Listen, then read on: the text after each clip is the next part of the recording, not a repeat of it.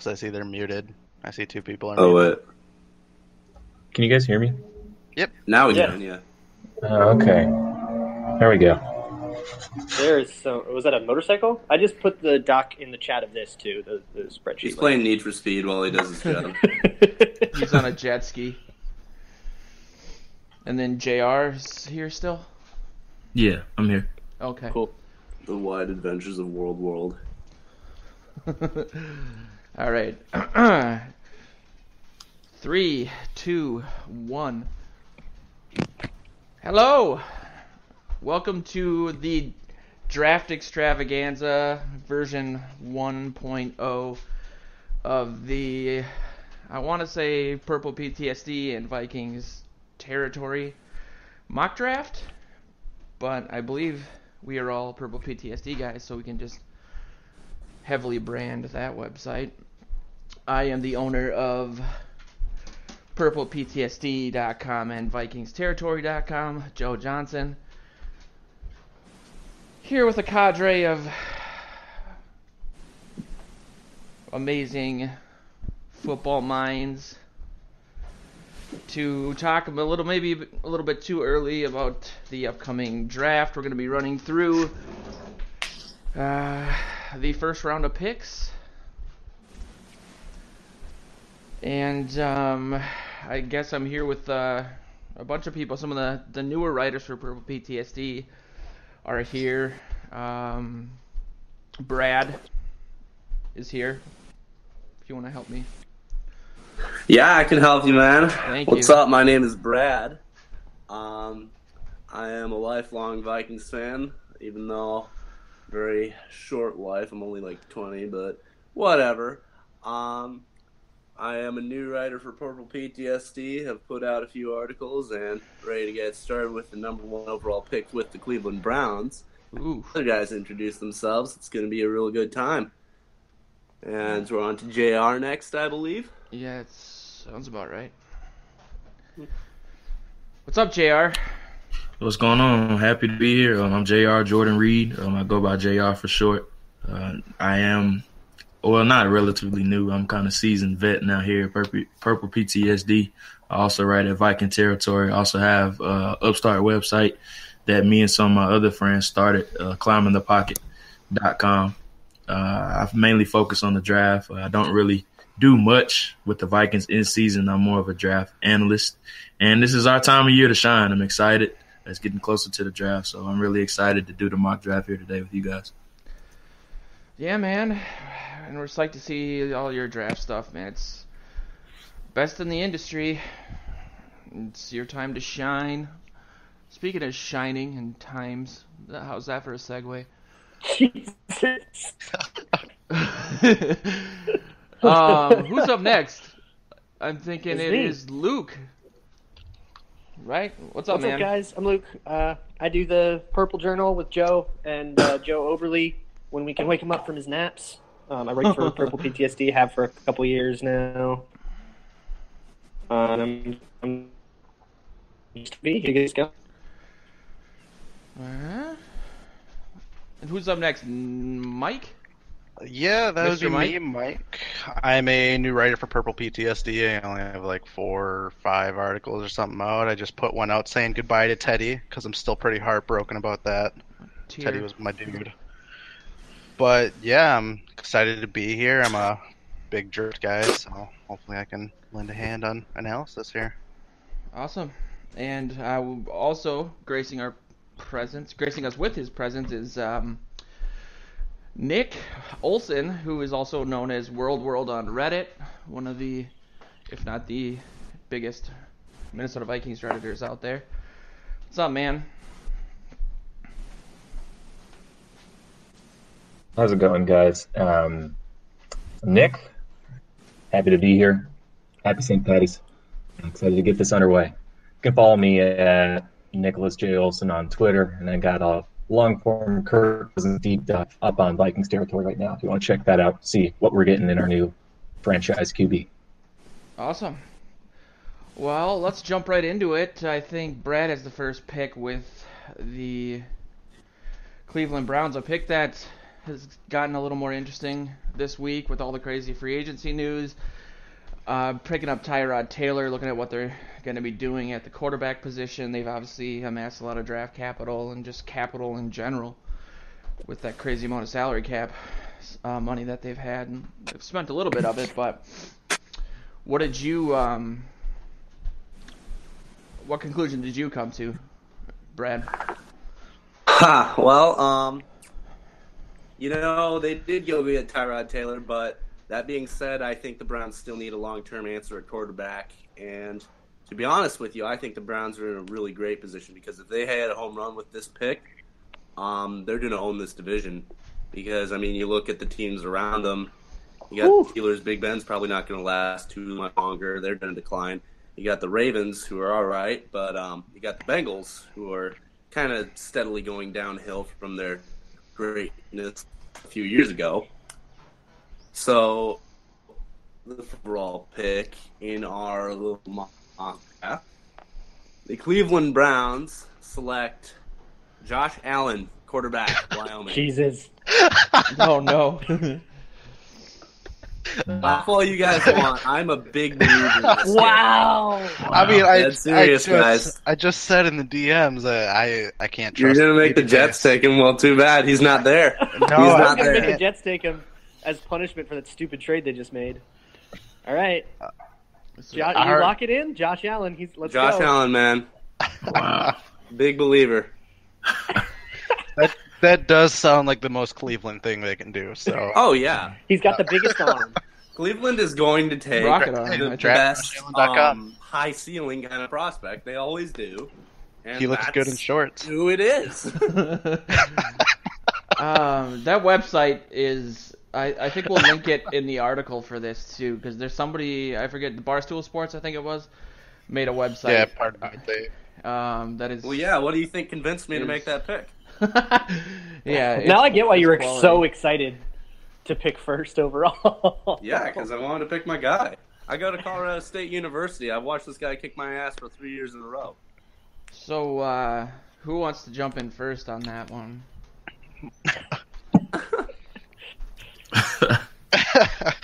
I mean, what can you say? The guy looks good in shorts. Gotta go number one.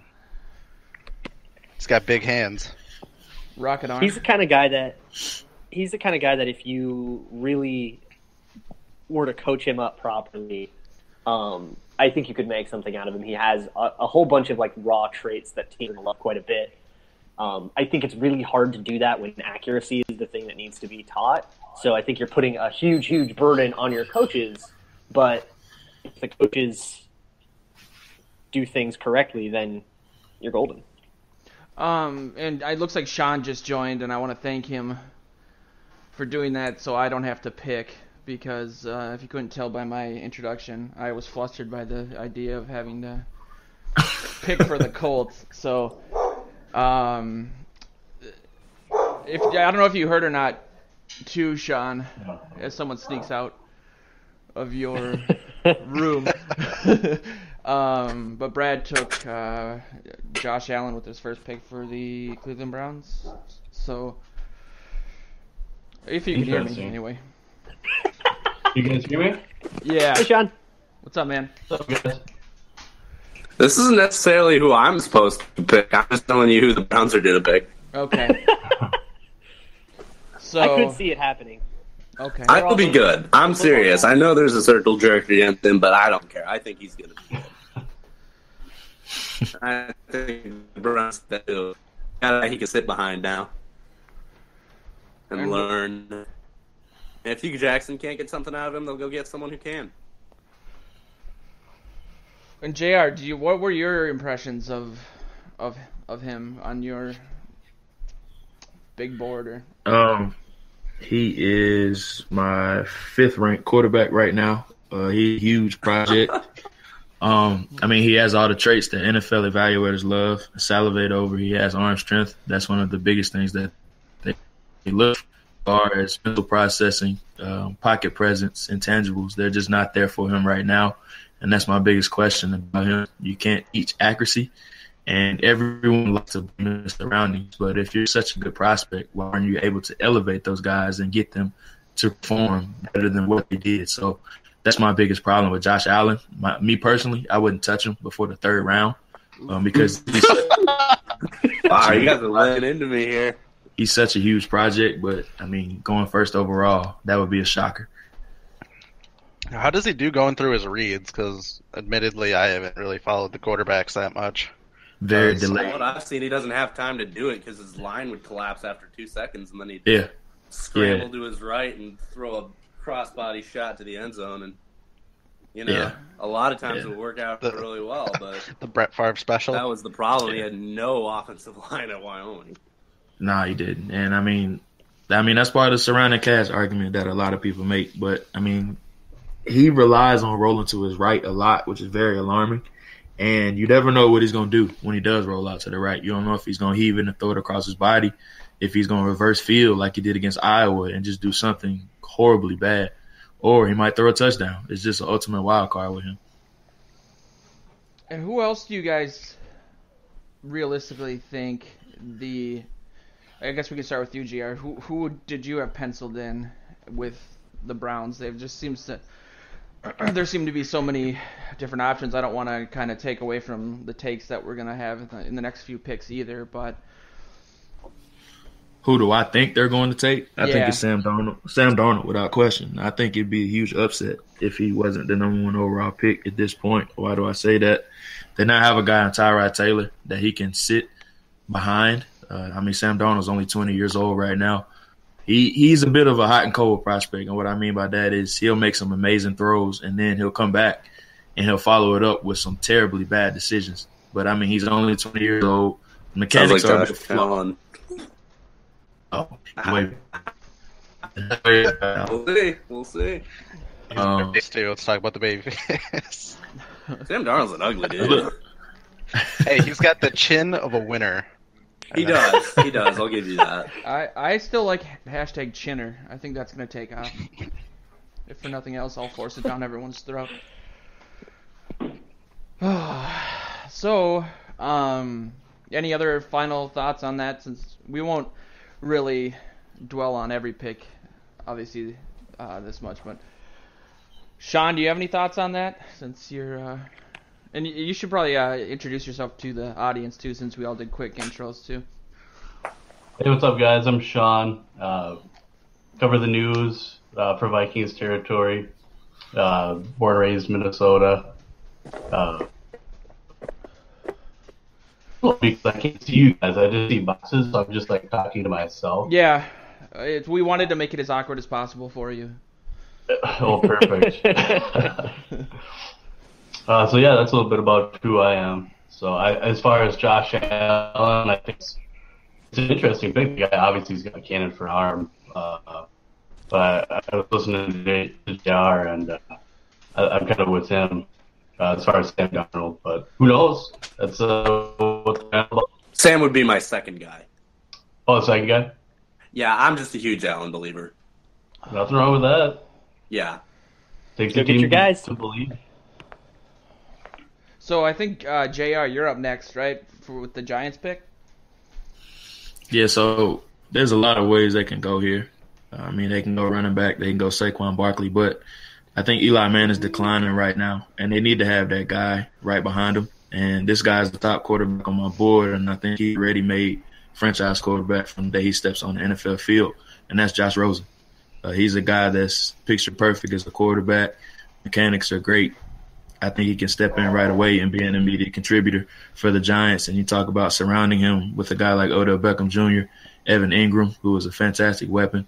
You can find your running back in the second round. We've all seen you can get those guys in later rounds. The league's leading rusher last year was found in the third round. So I don't think they would take Barkley right here just because I think it's too high to prioritize a running back. And I think they need to have that guy behind Eli Manning because I think he only has 2 years left in his contract. And if he continues to decline, they'll have that young piece behind him. And I think Josh Rosen can be that guy. What if they trade up for Josh Allen? I'm kidding. That was Pull a Bears. That was a joke. I agree. Give up one spot. I agree completely with JR on Rosen going number 2. That's where I have him as well. The thing that I see happening more than the Giants picking Rosen, though, is that the Bills are going to jump into number 2 there. That they're going to give the Giants 12 and 22?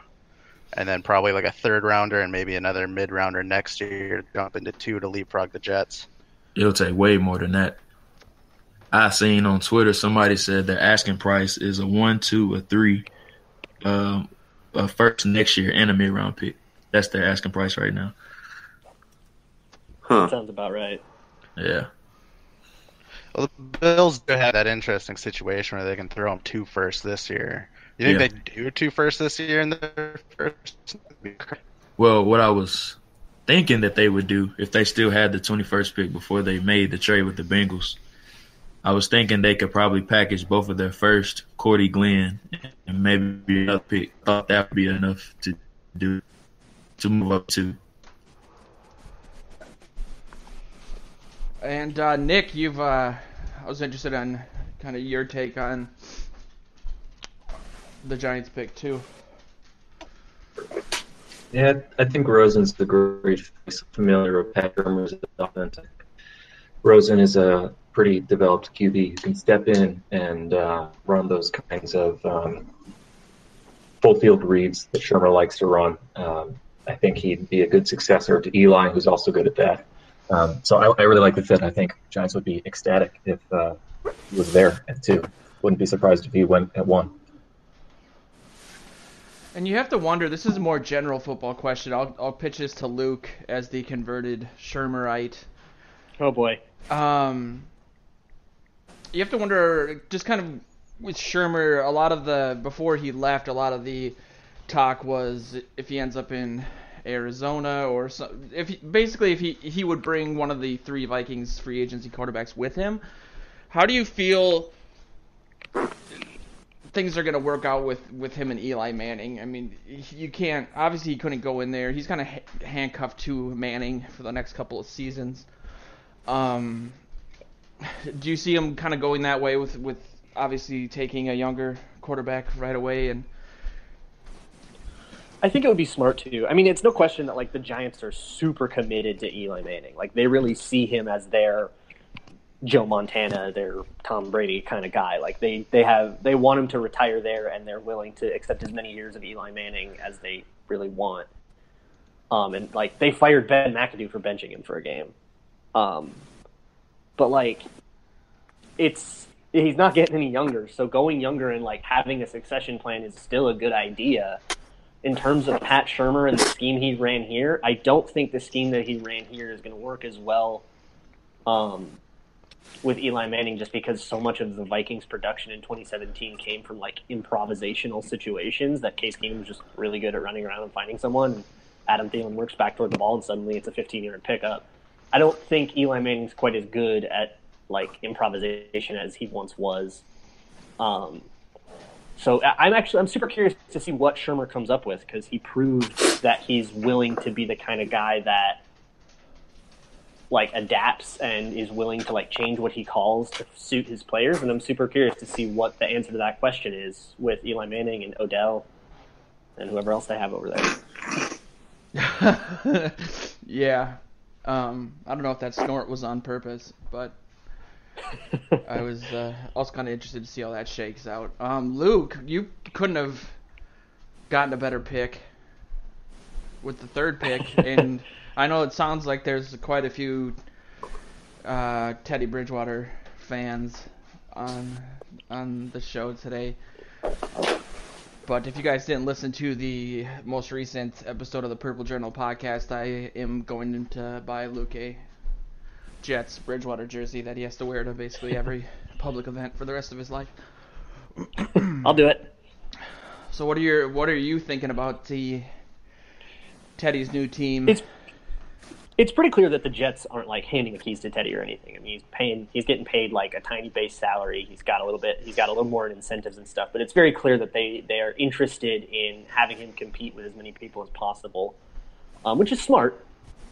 They just traded up with the Colts, and they spent a king's ransom to get up to 3, and you don't do that if you're not going for a quarterback. I think that means that there are at least 3 quarterbacks in this draft that they have super high grades on, and they're happy with getting any of those 3 not unlike what the Eagles did with Carson Wentz, right? They were okay with Goff and Wentz, and they were happy with whichever they got. But the Jets haven't had like a real answer franchise quarterback since Broadway Joe, and I'm going to pick the second coming of that guy, Baker Mayfield from Oklahoma. He's the most productive quarterback. Yeah, Darnold is. He could still end up on the Browns. Mayfield seems like just a picture-perfect match for the Jets in New York. I think his personality is just for what they want. But he's also the most productive quarterback, and I know that has like limited value, but it's still really impressive. He can make any throw you want, and I think he's got a skill set that you can instantly plug and play and have a functioning offense. And how do you? I think that's interesting. Just from before we get the other guys' takes on that, from a Teddy perspective, do you think that has anything to say? That kind of tells you how much confidence they have in him, or? I think we already know how much confidence they have. I think it's pretty apparent how much confidence anybody has in Teddy, just let alone with the Vikings letting him go. Yeah, right. The market was non-existent.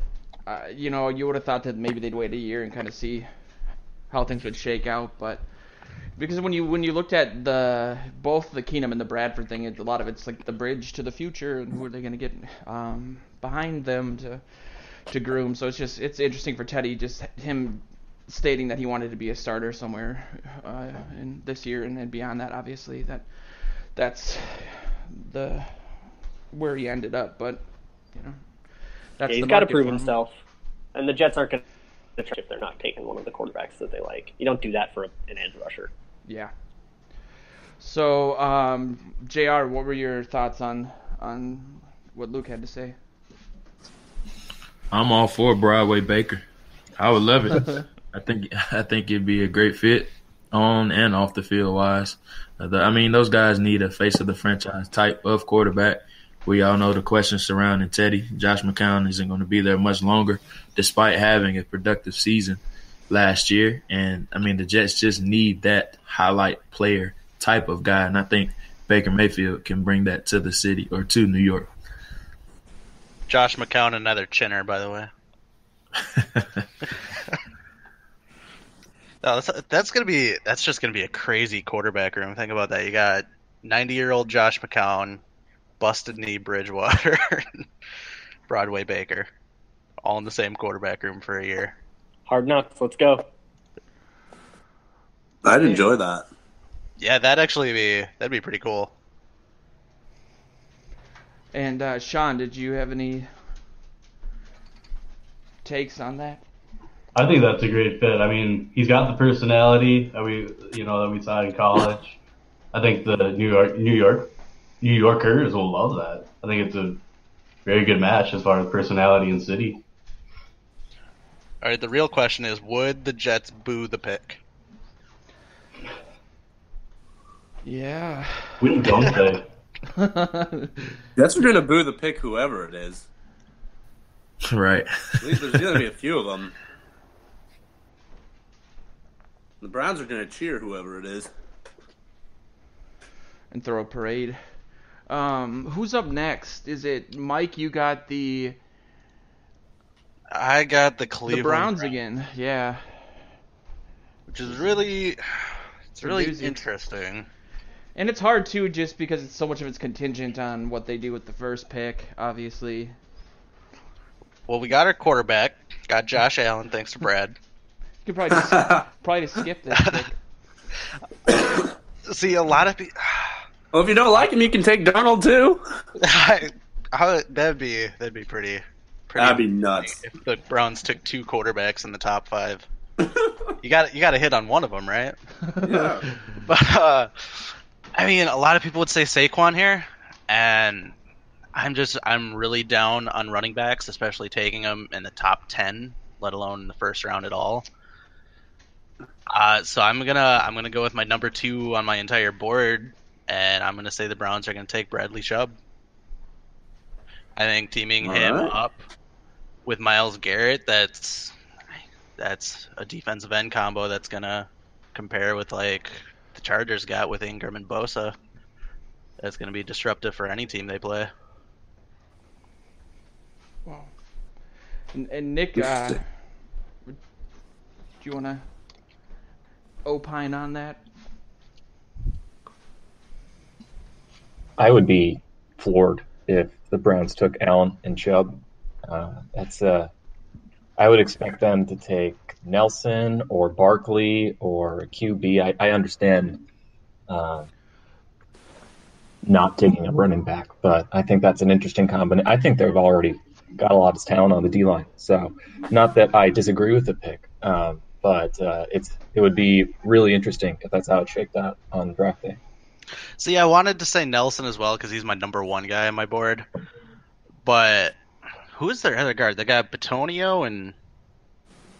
Their guards are pretty good. That's what I was thinking, is that their offensive line was actually pretty set. I mean, they need a tackle now, obviously, but... And I see Luke updating the big board. What do you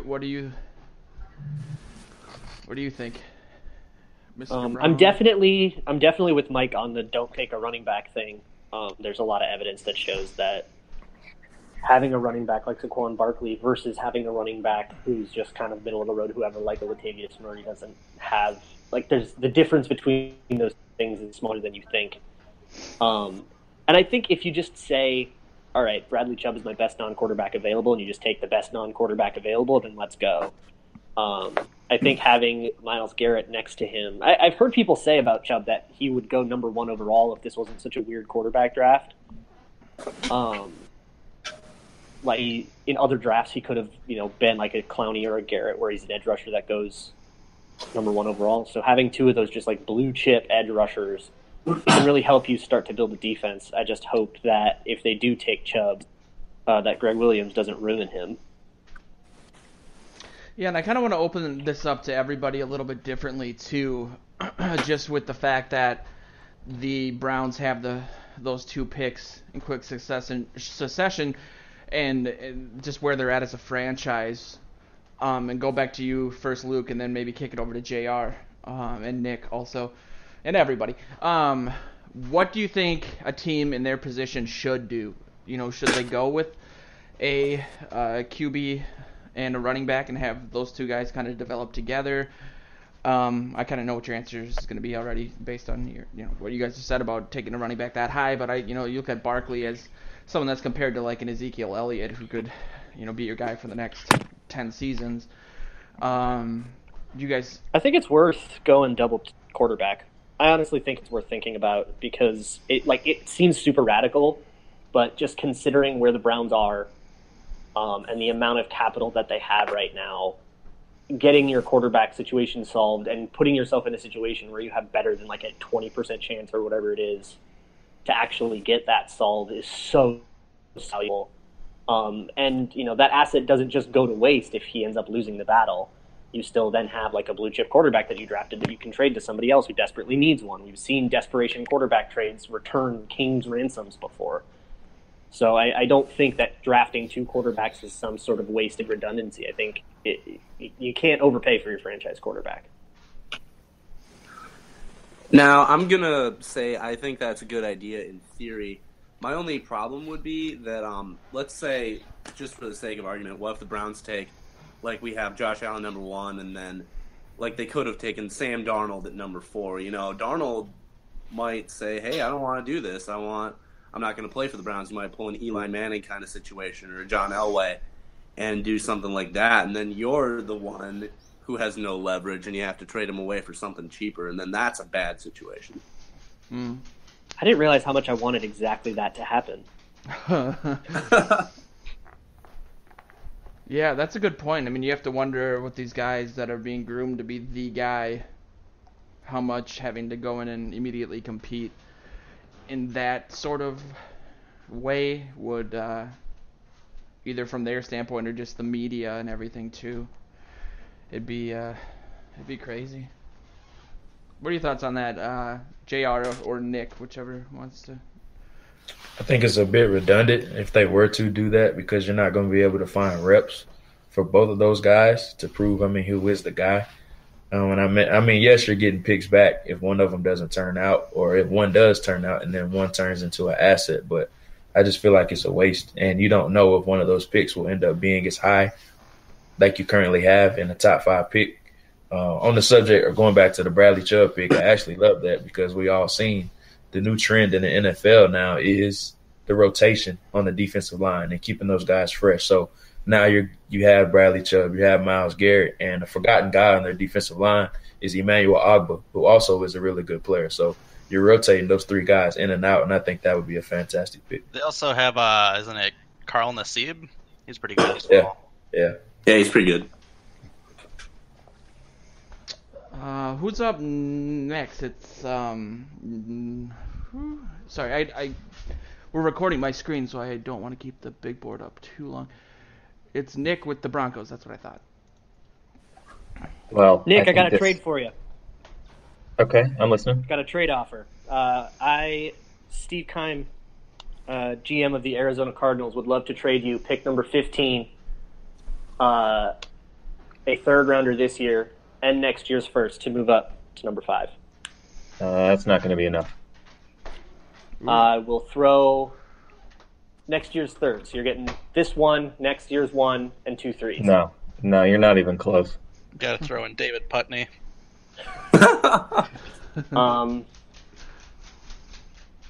Honestly, with the way this is shaking out, I don't think I'm taking trades. I think I'm running to the podium, and I think I'm taking my number 1 on my big board, Sam Darnold. Ooh. And I would love to take Nelson. I salivate over taking Nelson, and Saquon Barkley's another option here too. But Darnold is just reminds me of Andrew Luck. Not the same caliber of talent, but just the arm, the poise, the pocket presence, the vision. He's got some decision-making struggles, same way Luck did, but we saw with Luck in 2015 how he ironed those out. So I just think this is nothing's a sure thing in the draft, but getting a guy like Darnold would be absolute dream scenario. So that's my pick. And if I've gotten Andrew Luck in the draft, I'm not trading him for anything. So fair enough. Just all the disrespect of the ex-Viking quarterback. Yeah. They're desperate. I mean, I like Case Keenum. I think, if you want to have a competition in camp, that would be something you could do. And I think Keenum was a great choice for Denver to sign as well. But, when you get a chance to get a prospect like Darnold, you run to the podium with that. Yeah, no, I think Darnold is the obvious pick here. Broncos do need a quarterback. I know they have Case, but to be honest with you, I don't think he's as good of a fit with them as he was with us. I know Elway likes guys like that. He was that highly touted prospect, and word is he really likes Mayfield, but if Darnold somehow fell to him, I think he'd really love to have him too. And how much stock do you guys put into, they're coming out and saying that Keenum was their guy the whole time. And maybe they meant that from just being priced out of the market. The way they're trying to spin it basically is that they wanted him over Kirk Cousins, without money being considered, just from a fit perspective. And do you guys think that's just, typical nonsense from him? Or I think it's GM speak, but I do think there's a lot of truth to it too. I mean, obviously, I think a lot of people would rather take Kirk Cousins. I mean, I'm not as high on Kirk Cousins as a lot of people, but I still think Cousins is a better quarterback than Keenum in a vacuum. But Elway's not seeing his team in a vacuum. He's seeing a team with a lot of holes on the O-line, but a lot of talent at the receiver position. Keenum's a quarterback who can make your offensive line look a lot better than they are. We saw this year he was, I think, second in the NFL in pressure conversion rate. So when he was pressured, very, very often he managed to avoid sacks and come up with big plays. So he's a great fit there because he can elevate their offensive line, but his arm talent is lacking. He doesn't have the strength or the accuracy to rely on. So, but that's where his receivers can come in handy. I know Sanders has is a great receiver, can get open and has a large catch radius. And Demaryius Thomas is also great at the catch point. So I think, in a vacuum, maybe Elway would have wanted Cousins, but I think given the price point and everything else and the team he's building around, I think Keenum makes perfect sense there. Sean, you're up next. Got the All right. The coaching job no one seems to want. In the Colts. I have the Indianapolis Colts at number 6. We obviously saw Josh McDaniels back out of the head coaching job, but they now do have a head coach, and the way this draft is playing out, I honestly think in real life they would trade down, but with a guy like Saquon Barkley out there, I think that's a good place to start for the Colts. They need to put fans in the stands, especially with who knows what's happening with Luck right now. So if he's able to come back, he's got a guy to hand the ball to, and the guy just crushed the combine. So I like Saquon Barkley, number 6, the Colts. Ooh. And they do have a guy named Marlon Mack.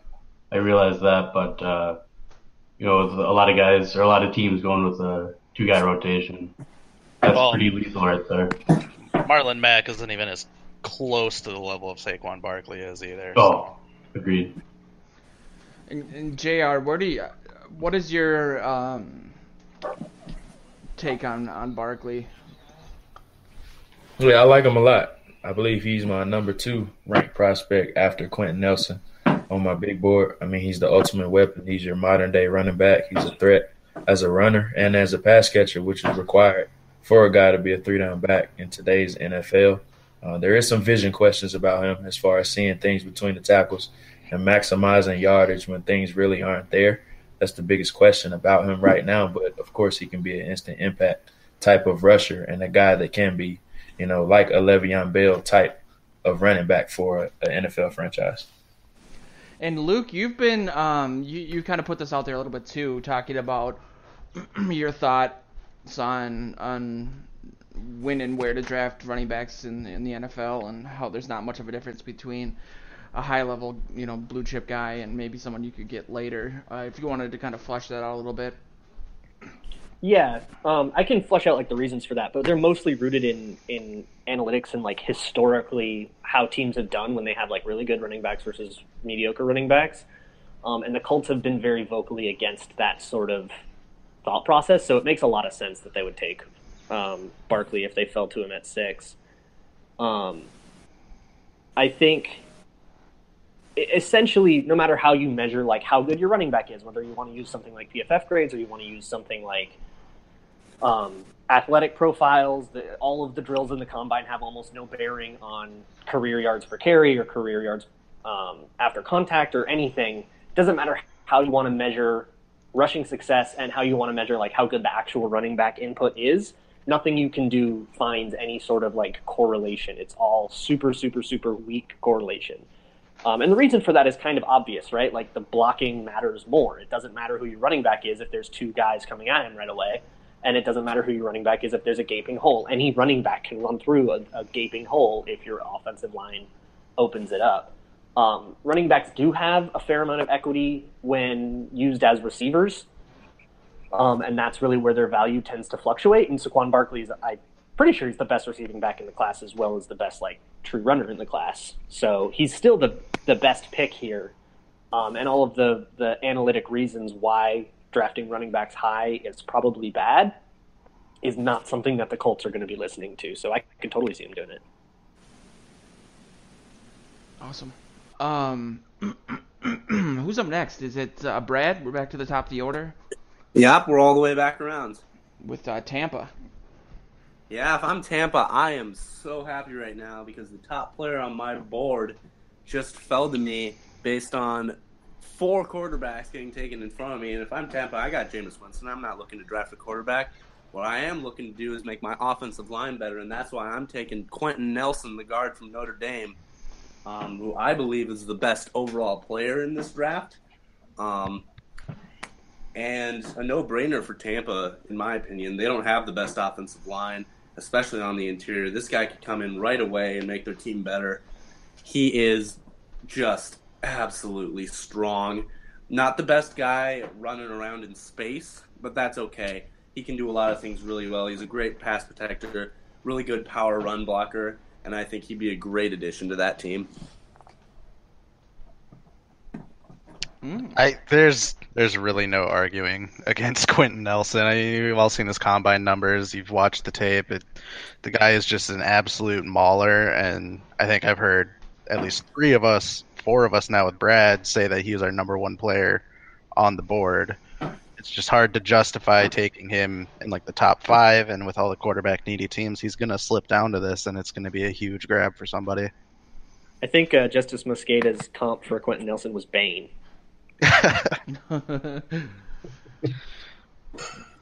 What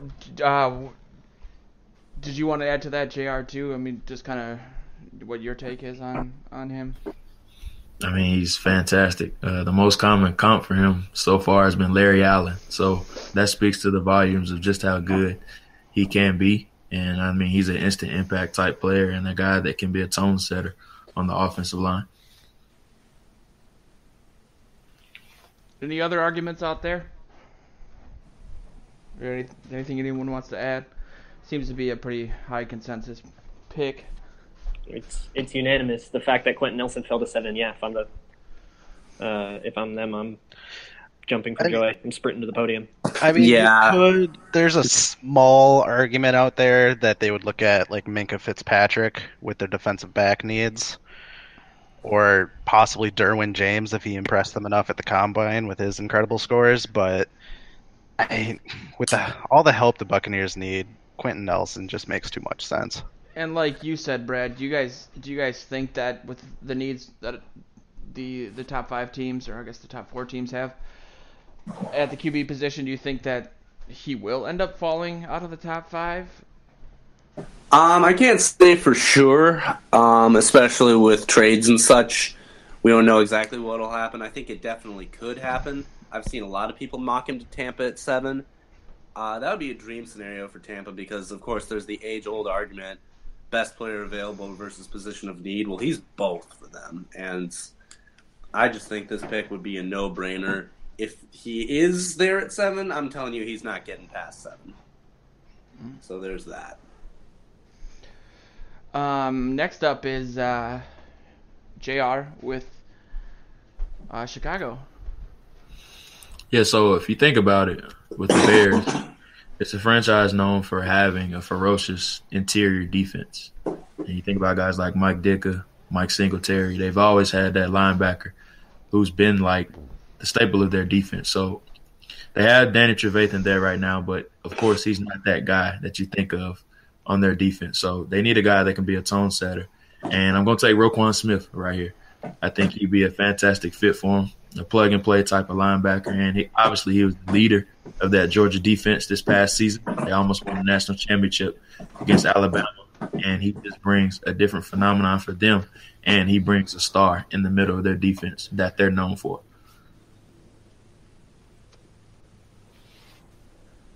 Nick, do you have any sass on that one? Some hot juicy takes? Spicy? Is that a no? Did you leave? No, sorry, I had my mic off. No, I don't have anything spicy for you. I think it's a great pick, great value, great need. So, but Luke, or be interesting to see where he how that Bears defense would shake up if they had Roquan Smith, and we don't really know how healthy Leonard Floyd can stay, and they've got a whole bunch of really interesting pieces on that defense. I really like how the Bears defense is shaped up over the last couple of years. I think Leonard Floyd, I'll go real quick. I think Leonard Floyd is a good thing to bring up, too. He's another young linebacker on the team, coincidentally also from Georgia.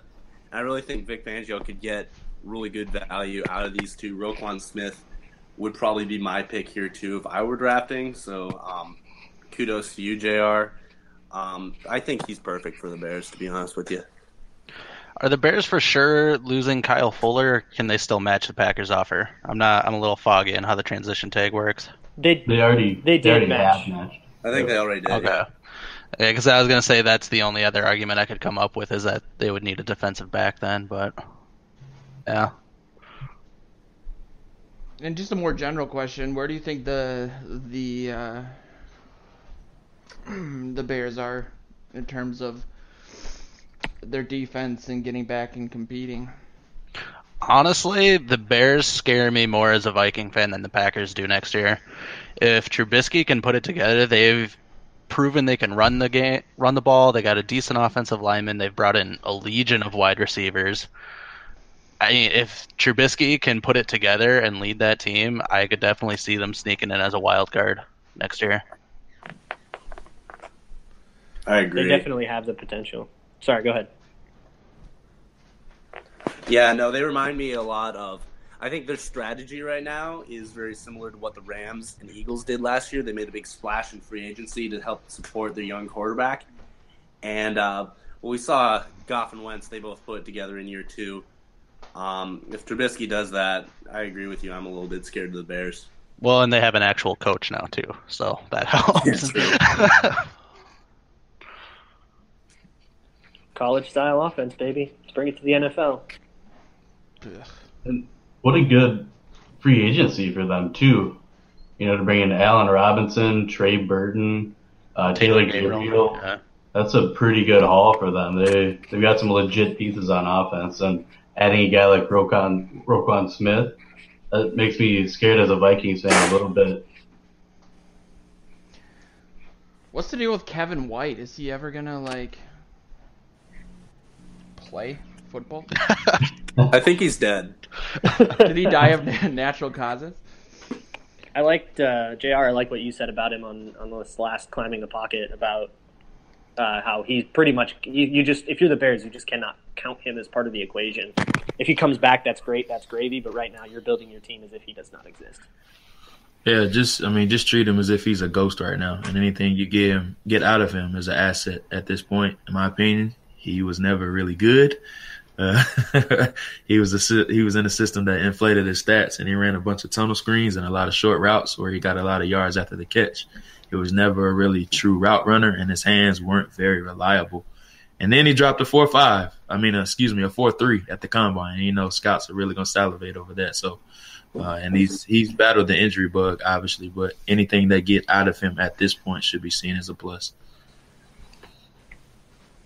On a little bit of a side note, did you guys see the Schefter picture that he tweeted out of Kevin White? No. Yeah. Yeah, Dude, he was looked like hiking in South America or something like that. Yeah, it looked like Shirt David off. Boston all over again. That guy looked so freaking roided out. It was crazy. I think it was Rappaport, but still. Yeah, he ran into his family somewhere, and Dad sent him that picture. Which is also weird to begin with. I thought it was kind of weird, yeah. Luke, you're up next, right?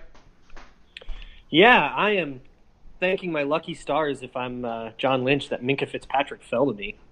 They're still building. They've got a lot of young superstar pieces on that defense with Solomon Thomas and Reuben Foster and DeForest Buckner. They've got all kinds of unbelievable pieces, but they did just lose Eric Reid to free agency. They don't appear too interested in signing him back. And Minkah Fitzpatrick, basically the ideal free safety in that he can take away huge chunks of the field and make life a lot easier on your cornerbacks. Not dissimilar to the way Harrison Smith affects the Vikings. He makes it so that basically the Vikings cornerbacks can commit to guarding the sideline and use the sideline to their advantage. It really just elevates everybody around you. So I'm taking Minkah Fitzpatrick. I'm sprinting to the podium. I'm not even hearing trade offers. The 49ers would be thrilled with this. Sean, you got any? I like San Francisco. I like what they've done. I really am a big Jimmy Garoppolo fan, have been since he came out of Eastern Illinois. And now adding McKinnon. I don't know a whole lot about their defense. It sounds like they've got some pretty good guys, but I'm putting San Francisco kind of up there with Chicago as far as teams on the rise that you need to really pay attention to in the NFC. Yeah, it'll be interesting to see if they can keep up the momentum they had. They added Richard Sherman. Oh yeah. I think the NFC is going to be completely different this year, and it's going to be super competitive. So that's always been my line of reasoning with the Kirk Cousins thing is there's just going to be so much more crap the Vikings are going to have to deal with this year.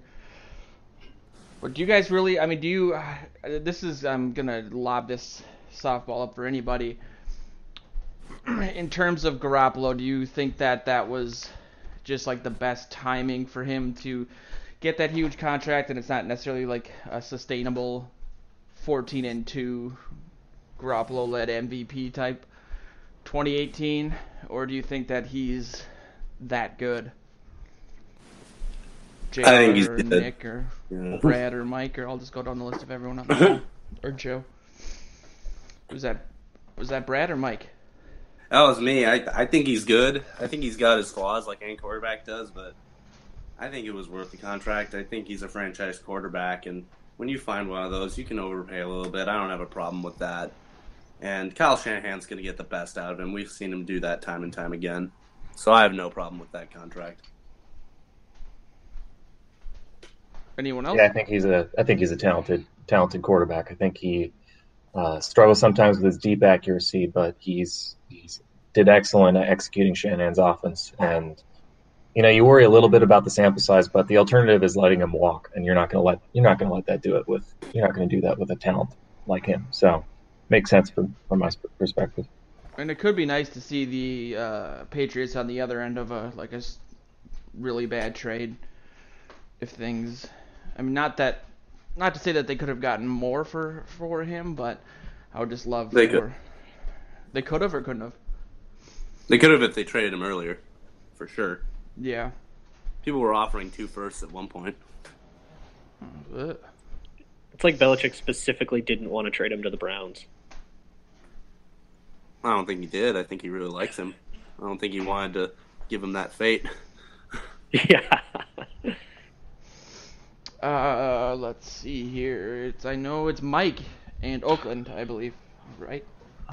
That is correct. And looking at what's been picked here, Luke was thinking his lucky stars Minka fell to the 49ers. The Raiders would be cursing him for that. So, looking at the Raiders team, it's clear they need a lot of defensive help. They need to put things together on offense. They have the talent to do so. So, we're going to look defensively, and I think I'm going to go the guy that lit the combine on fire. Going to go with Derwin James, safety from Florida State. I think he's going to be a really good fit for them because they can bump him outside, bump him in the slot. He's fast, he's strong. He finished top 5 in his position in all of his combine drills. I think he can be a real bolster to their defensive backs. Do they still have Reggie Nelson? Is he still around? I think so. Yeah, I will he's look still that there. up real fast. Either way, the dude's like 36. This would be an excellent replacement for him, and put him next to Carl Joseph, have Derwin James play that center field position, and Joseph play kind of the Harrison Smith. I think it'd be a really good fit for the Raiders.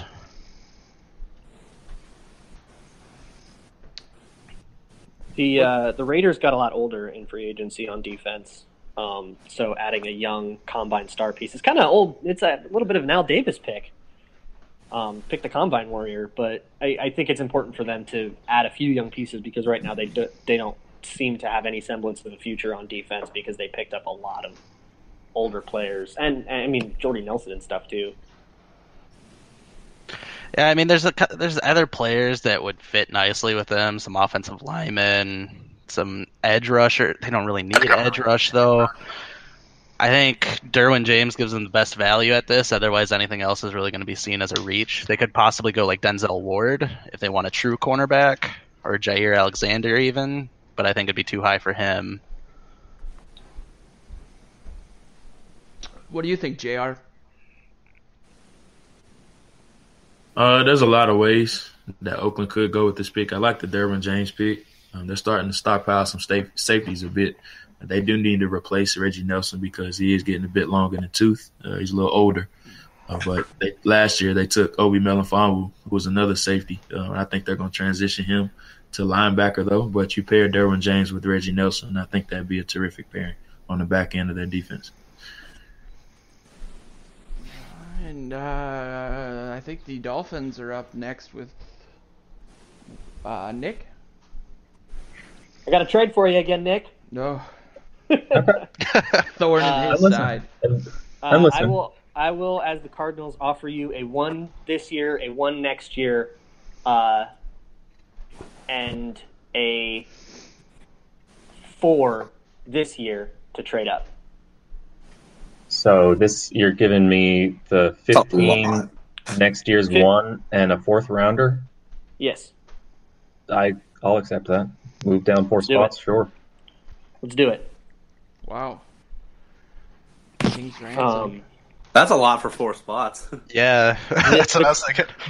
The Cardinals are desperate, and they need a quarterback, and there's only one quarterback left in this draft that shows any ability to be like a first-round kind of guy. There's still Mason Rudolph and a couple other guys there. Picking Mike White, huh?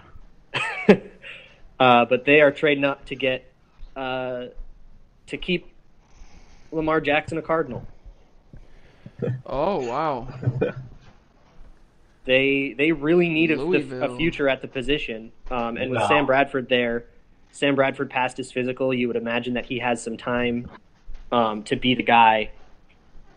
And I believe in Lamar Jackson's skill set. I believe that running gives you a floor, meaning that, if a play breaks down, if you have a quarterback who can run, usually you can at least get a few yards out of it. And that's pretty valuable. I think he's got the mental processing. I think he played in a pro-style offense. He still has some accuracy issues and some things to work out. And I think that with Sam Bradford, if Sam Bradford can stay alive, and you've got, I believe Mike Glennon is there as well, so you don't have any urgency to put him out immediately, but he gives you an unbelievable ceiling. It's an upside pick, and I think if Lamar Jackson ended up going in front of them, I think Arizona would be hurting real bad. It's time for them to draft a quarterback. They haven't done so since, I believe, Matt Leonard. Oh, wow. Yeah, he's an interesting one just because of some of the stuff from Combine with, I don't know if it was multiple teams or a team wanted him to run some wide receiver routes. So I'm just kind of interested in your guys' takes on that. I mean, do you think that was like an unfair thing for them to ask of a guy of his caliber? Or, I mean, is there any realistic situation where he turns into a Terrell Pryor, or maybe a better comparison would be the Cordero Stewart? Or is that just, yeah, I mean, what do you guys think? I think he can be a successful quarterback in the NFL, but if for whatever reason he isn't, he could be a really good wide receiver too. So I think that's a good fallback plan for him, honestly. How big is he? He's pretty tall. He's like 6'3". Okay. He's like 6'3", 215 or something like that. He has the measurables to be a wide receiver, but he's never done it in his life. So I'd be super hesitant if I had Lamar Jackson to try to move. Like if I'm asking a quarterback to play wide receiver for the first ever, it's a guy that like Joe Webb, who I drafted in the 6th. I'm not doing that with a guy who I had to just trade up for. He's the future now. Joe Webb. I love Joe Webb, and he eked out a decent career for a guy. He's carved himself a little spot. I like it. Where did Pryor get drafted? Was it? He was a late round guy too, or like 4th round maybe? Not super Oakland, late round. I think. I think he started. No, I meant what Oakland. round? Wasn't he? I thought he was like a 4th rounder, but I don't know. He was a supplemental draft pick, wasn't he? Yeah, you're right. I think that is what it was. The third round of the 2011 supplemental draft. Okay. So yeah, don't really want to ask your first round draft pick to be doing that, but to do play a position he's never played before, that just doesn't make a lot of sense to me. If you don't think Lamar Jackson should be a quarterback, I don't think that you're going to really have him on your board. And what are your thoughts on that pick, Nick, since you kind of lost your spot? Or you can talk about... Well, I'm ecstatic to get that kind of draft capital to just move down a few spots. I had my eye on somebody, but I think he might still be there at 15, and I am more than happy to get that trade. As far as Lamar Jackson goes, I don't know. Accuracy is an issue with him, and I think it's very hard to succeed in the NFL without good accuracy. As far as I'm concerned, when evaluating QBs, it's been my number one trait that I look at. Is can they get the ball to their receivers, place it well? But the quarterbacks that do succeed despite their accuracy usually have something else to make up for it, and I think Jackson does have that. So I think it makes a lot of sense for the Cardinals. I understand them moving up. We see every year that people give a lot of draft capital to go get their quarterback, so I think it makes a lot of sense. Cool. And Sean, you're up next with Buffalo. Yeah, I don't like that trade one bit from Buffalo. So, weighing my options, I think a trade down could be a possibility here. But since I'm not hearing any offers at the moment, I'm going to take one of the best available on the board in linebacker Tremaine Edmonds. Buffalo's in need of a linebacker. They're obviously great at developing defensive talent, and I think he's a pretty good fit. JR, where do you have him on your board in terms of linebackers? He's my number 2 linebacker behind Roquan Smith. Very intriguing prospect. He's your Anthony Barr type of linebacker, a guy that can be that Sam linebacker but also be an edge rusher as well. Very young, only 19 years old, so he's a young prospect, a guy that you can spend a lot of time with, and I hope to see some fantastic end results with him. But he's going to have some rough patches early on in his career just because he's so young and so new to the position. I think he has tremendous upside, probably the most upside of any draft pick in this entire draft. Luke? Yeah, I agree with what JR said in terms of the rawness. There's actually a really good video on Tremaine Edmonds by Brett Coleman, who makes awesome draft content this time of year, awesome content year-round, honestly, about how he has the tools to be just an unbelievable first-ballot Hall of Fame caliber type of player if he can, grow up properly. But he's a puppy. He's 19, 20. So you kind of have to be okay with getting a little bit of a delayed return, but that return should probably be worth it. So I think picking him at, where did the Bills get him at? 12? He's probably better than 12th best in the draft, I would say. I think he's probably you're probably getting good value here by picking Tremaine Edmonds and continuing to build up that defense that's really starting to get some pieces put together. Definitely. And really sucks to be the Bills, though, because they just got leapt over for this morning by the Jets. I think the Bills were probably targeting that trade that the Jets just made. And then they just got leapfrogged by the Cardinals as well, which really, really sucks because now they're sitting there with A.J. McCarron as their only quarterback, and that is a rough situation. Yeah.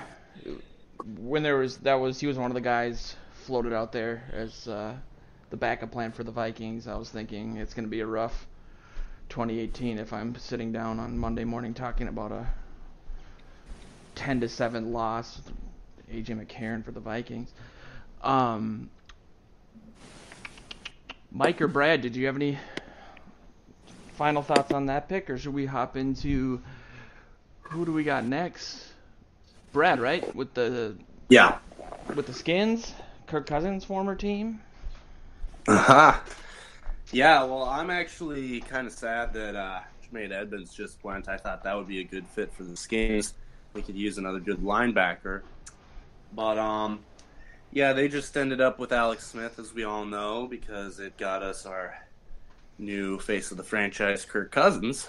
Hooray. So, with them, I'm going to look to strengthen the other side of the ball. And that's why I'm going to go with a guy that I really like, and that's Marcus Davenport, defensive end out of UTSA. He's a real good guy, can get pressure off the edge. He's pretty solid against the run, and I think he'd just be a guy who can really help out the Skins long term. They don't really have one of those types of players that can consistently generate pressure for them, so I really think this would be a good addition. Who wants to take that one first? Is Luke? Or Sean? Or Nick? I was definitely updating the doc and definitely missed who that was. Who did you pick? Marcus Davenport. Oh, Marcus Davenport. Yeah, he's. I don't know a lot about him, but I know he's small school, great player. Yeah, he's a little controversial because of the whole small school pedigree thing, right? Well, that, and he's kind of an edge rusher only. He plays as a linebacker, kind of 3-4 style, but he's probably going to get moved to defensive end going into the league. That's how I would see it turning out. I'm not sure who the Redskins even have at defensive end, which says plenty about that position for them. Davenport would be a good fit. Looking at a Tremaine Edmonds pick, if the Bills didn't take him in that spot right there, Tremaine Edmonds really fits the next 4 or 5 selections there, so everyone would kind of be scrambling. I think Davenport fits well. He'd give them an extra boost, I guess you'd say, on the edge rushing, because their pass rush has not been that good lately. JR, I think you are up with the Packers pick, correct? Yeah. So the Packers need some help in the back end of their defense on the secondary, and they also need an edge rusher. Marcus Davenport would have been a great pick here, but obviously the Redskins snatched him up. The Packers are primarily a zone coverage team as opposed to a man coverage team, so a guy that I think would be a fantastic option for them is Joshua Jackson from Iowa. I think he would be a great pick for him. They traded Demarius Randall to the Browns, so obviously they have a hole at corner right now, and obviously their secondary has been one of the biggest weak points on their team for a number of years. So Josh Jackson provides them with a guy on the edge of their defense in the secondary I think can be a plug-and-play option. What do you think about that, Luke? Yeah, I don't think the Packers have an option. They have to go secondary. They're so depleted there. They lost Sam Shields. They lost Demarius Randall. They have a huge hole in the secondary, and I think it's one of my biggest criticisms of the way that the Packers run their franchise is how often they let valuable assets just kind of leave. So do you think that's going to change now with Ted Thompson? Guess not. Yeah, that's kind of where my thinking was. It's like you would think. They've gone after people in free agency, which is a change, but it still seems. They apparently had some internal issues with Demarius Randall, so maybe they let him go because they don't value him as highly as maybe he proves on the field. But yeah, Josh Jackson's a great choice, and I think they have to go somewhere like that. They should be happy that they got. Well, Guess is the second or third best member of the secondary on their board. And yeah, Sean, the only guy I got over Josh Jackson is Denzel Ward, but scheme fit doesn't really work there, so I would definitely agree with Josh Jackson going to the Packers there. And I just wanted to see if Sean had any input. No, on that I completely agree with that pick. I think he's a good fit for the Packers, and he'd be it'd be an interesting matchup between him and Cousins 2 times a year. And we kind of delved into this a little bit earlier in regards to the Bears and how they stack up in the division. Do you guys, I always try to see, figure out how much my bias is kind of creating my point of view on this. But, are the Packers... I wrote an article the other day about the odds, Vikings Super Bowl odds before and after the Kirk Cousins move, and we are now tied with the Packers. Previously, we had lower odds than than they did. It just seems like, granted, Aaron Rodgers is going to be back, but it seems like they just have so many openings to fill. I mean, do you guys genuinely fear them in the division at that level? No. All right, let's move on. I think with the Packers, there's just way too many ifs. Yeah. I mean, they brought in, hopefully for them, a better defensive coordinator. But there's just way too many ifs in that secondary. I mean, Mo Wilkerson could be a great add-in if he actually plays to his potential. There's just way too many ifs on that defense for me to be too scared of them. Aaron Rodgers has covered up a lot of very, very bad team management mistakes over the last 10 years. I don't see any reason why he won't continue to cover up those mistakes. And they'll be a contender as long as Aaron Rodgers is on that team. He's taken much worse rosters to the playoffs. I mean, Jimmy Graham is, I guess, a good add, but it still seems like it's going to be, the team's going to go as far as Aaron Rodgers can take them on his own, which is pretty far. He's Aaron Rodgers. And I think that was Nick said you kind of agreed with that. Yeah, I think Packers might have some holes on their roster, but they also have some truly blue chip players. I think David Bakhtiari is the best pass protector in the NFL. I think Aaron Rodgers is the best quarterback in the NFL, and he does things that nobody else can do. He's a bona fide MVP candidate every year he's healthy. And if you have an MVP candidate on your roster, then you're a playoff contender. I think that defensive line is terrifying. Mike Daniels and Mo Wilkerson, and they got a lot of guys there. And Devontae Adams, I think, has emerged as a truly borderline top 10, if not top 10 wide receiver. So yeah, that scares me. And then I had to throw in Jimmy Graham. Aaron Rodgers to Jimmy Graham in the red zone, I think that's going to be terrifying. So I wouldn't sleep on them. It's going to be hard to cover him. What is he, 6'7"? Nick, you're up, though, with the traded pick.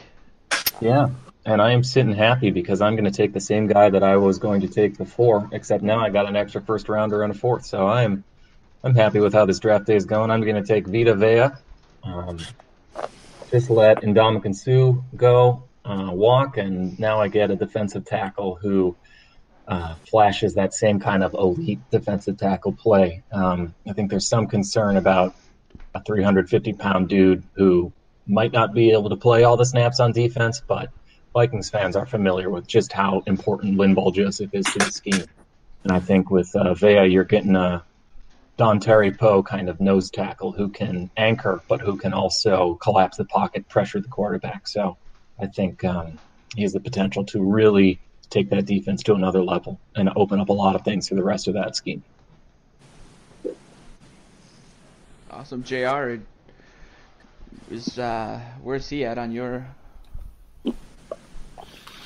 He's a top 20. He's a top 20 player for me. I think Vita Vea is a really good player. More of a run stuffing guy as opposed to a dominant pass rusher, but he's a guy that's a very dominant run stopper. He can two gap or he can one gap, meaning he can play the nose tackle in a 3-4, or he can play a shade in a 4-down front. So he brings a lot of value. The biggest question is, can he be a third down contributor as a pass rusher? That's why I have a little bit of pause by taking him in the first round, but he still has value at the top of the draft because of how dominant he is as a run defender. Awesome. Mike. Yeah, we got the Baltimore Ravens. 16 here, and kind of cuts the draft in half because they really are still stacked defensively. You could look at maybe an edge rusher if Tremaine Edmonds fell to this. That would be a dream to replace Terrell Suggs eventually with him. But really going to be looking offensively here. I mean, looking at their roster, the only offensive lineman position that they really need would be a guard. I don't like taking like a Billy Price or Will Hernandez this early. I think with how this draft has kind of shook out here that the Ravens are really going to look at Calvin Ridley from Alabama here. and take him at number 16. They brought in Crabtree and who's that Cardinals receiver? John Braun. I don't really believe in either of them. Crabtree seemed to have fallen off quite a bit last year. John Braun is really hit or miss. Have they brought back Mike Wallace? I mean, even if they did, that's not a huge contribution to their offense. They got Alex Collins at running back, so I wouldn't go Darius Geis. I think Calvin Ridley makes the most sense here.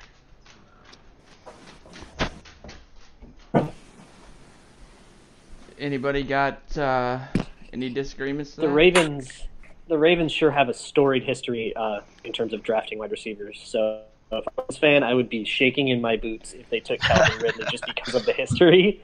Regardless of whether or not you think Ridley is a good prospect or not, or is the prospect he's supposed to be. But I mean, they've had all kinds of catastrophic failures at the position. It would be a huge deal for them to hit on it. Their offensive supporting cast has not been very kind to Flacco, as much as I've ribbed on Flacco over the entire time that I've been podcasting with you, Joe. They have not given him a lot of help anyway. So it would be really nice to get a blue chip weapon, a guy like AJ Green that can just make him look a little bit more like the franchise quarterback you're paying him to be. Yeah. Nick, do you got anything you want to add, or JR? I think Ridley is obviously a huge need. The Brashad Perryman experiment has went off the rails. I think that's considered a epic failure at this point. Their own form of Kevin White right there. Yeah, absolutely. So, bringing in wide receiver talent for Joe Flacco, which he desperately needs at this point, I think Ridley is a guy that can thrive opposite of a guy like Michael Crabtree. So I think it would be a really good pick. Nick is up again with the Chargers. Yeah, and I really like the Chargers roster. I think they have a lot of ascending talent, so I think there's a lot of different ways they could go there. I would consider trading down as well, but I think I'm going to go with Mike McGlinchey from Notre Dame. I think I have some concerns about the tackles, and I think if you can get the best tackle in the class at the 17th pick, you're doing pretty well. I know he's done really well in pass protection and run support, so I think you're getting one of the most valuable positions in the field, the offensive tackle number 1 down at 17. So I just think it's a good value pick. Definitely. Luke? I love Mike McGlinchey. I think that's a great value pick for the Chargers. They have an incredibly young offensive line now. They took 2 of the better offensive linemen in the draft last year with Forrest Lamp and Dan Feeney.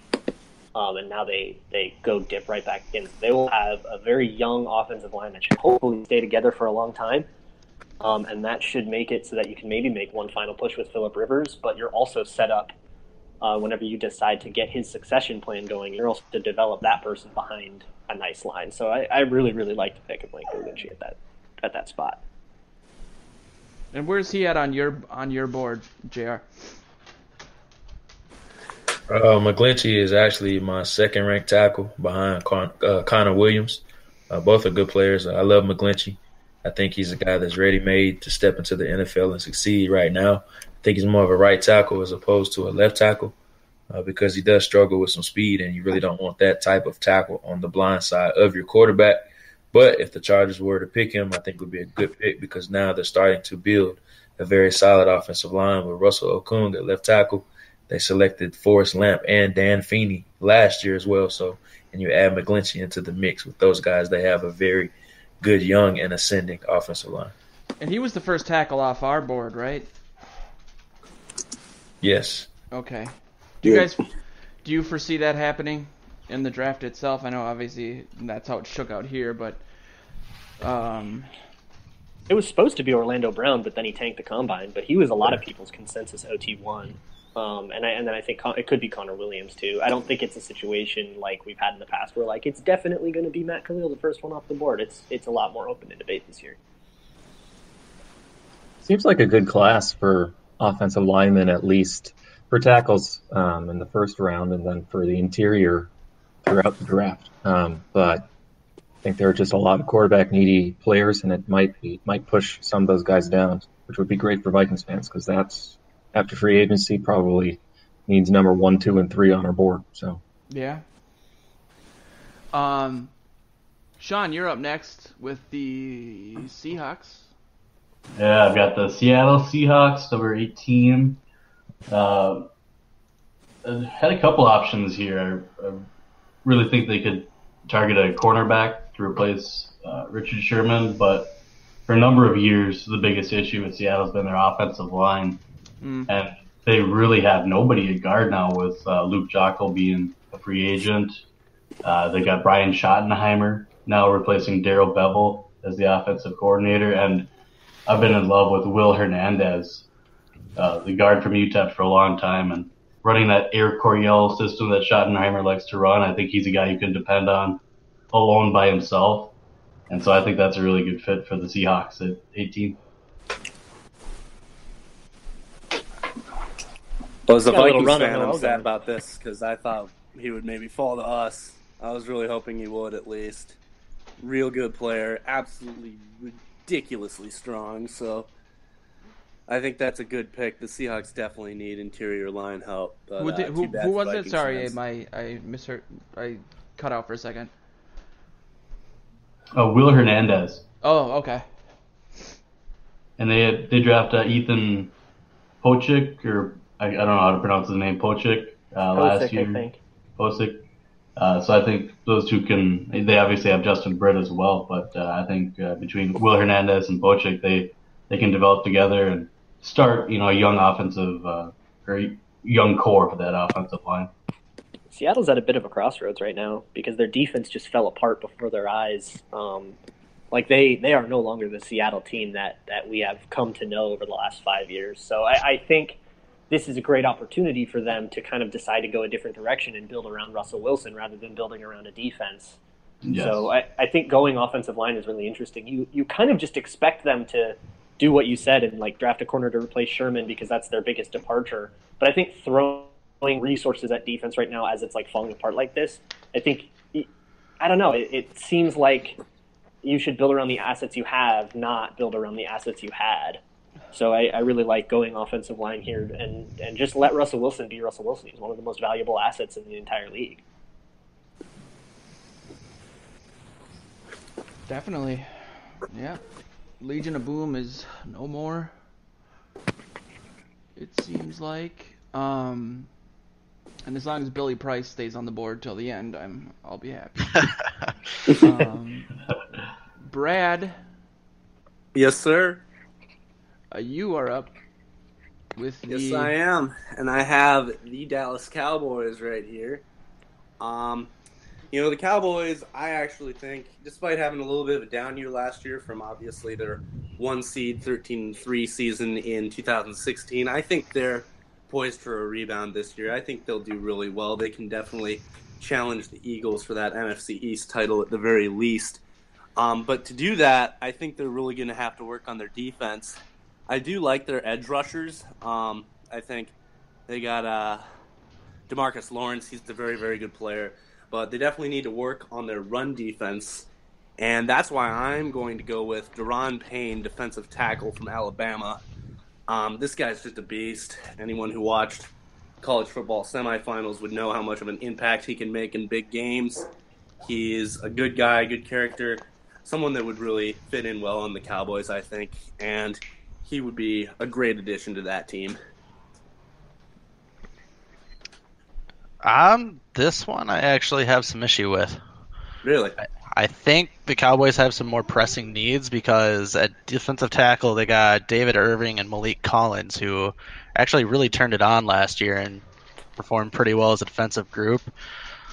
I don't know. I have a hard time seeing the Cowboys pass on somebody like Denzel Ward or Jair Alexander if they make it past the Seahawks when they lost Richard Sherman. That's the thing. I do actually like the Cowboys' young corners, and I think David Irving, they could definitely push outside to the edge, and he would perform well there. Malik Collins and David Irving are both good players. I think just having this big behemoth in there would be a really good addition for them, though. Where do you line up on that argument, Luke or JR or Sean? Go ahead, JR. Yeah, I love the Deron Payne pick. The Cowboys need some help up the middle. They have Malik Collins there already. But we all know the weakness of their defense is right up the middle. They spent a first-round pick in Takk McKinley last year, so they need to keep investing in that defensive line, especially after the whole Randy Gregory fiasco. So they're a bit thin up the middle of the defense, and I think Deron Payne gives them a really good run defender up the middle. It was Taco Charlton for the Cowboys. Say Takk McKinley? Taco Charlton. I meant Taco Charlton. Yeah. JR, you are staying in the division. Got the Lions. Detroit. They need some help up the middle as well. They lost Haloti Ngata to the Eagles this offseason. But there really isn't a pick or a guy on the board that I think is worth investing right now. I would say Maurice Hurst, but we all know his heart condition and how scary that situation is. We don't want it to end up being a Nick Fairley type of situation. So I'm going to go Harold Landry right here. They need some help off the edge. Ziggy Ansah is playing on the franchise tag, and we're not sure if he's going to be there in 2019. So why not go ahead and draft his replacement in Harold Landry? I didn't realize we gave JR every NFC North opponent. Oh, yeah, man. I take bribes, just so you know. And how do you guys foresee with their new head coach coming out of Belichick's family of coaches kind of changing the way that they do things? Do you think they'll be obviously a more defensive-minded team? Correct me if I'm wrong, but I believe that the Patriots with Bill Belichick always invested more in the secondary than in their pass rushers. They always kind of found ways to go bargain bin at pass rusher, as well as doing stuff like getting rid of Chandler Jones or Jamie Collins and kind of selling high on those guys, which is a really interesting team-building strategy. So I definitely like Harold Landry, especially this late in the draft. I think that'd be a great pick for the Lions. I wonder if they would actually take a pass rusher with Matt Patricia's first pick in Detroit. But I agree. I mean, they need help getting pressure on the quarterback, and their secondary right now is pretty well built. So that would be a really good way to make Detroit's defense work a little bit better than it has in the past. Right now, they have not been able to support Matt Stafford in the way that they have. In a way that other teams have been able to support their franchise quarterbacks on the defensive side of the ball. Yeah, I absolutely love the Harold Landry pick. I think talent-wise, he could be right up there with Marcus Davenport or Tremaine Edmonds. But the only other one that I could see that would be interesting would be Darius Geis. But I think that'd be putting a little too many bodies in the running back room there. So, yeah, I'm definitely all in with the Harold Landry pick. I think they'd be getting quite a steal at pick 20 there. Luke, you're up next with the Bengals.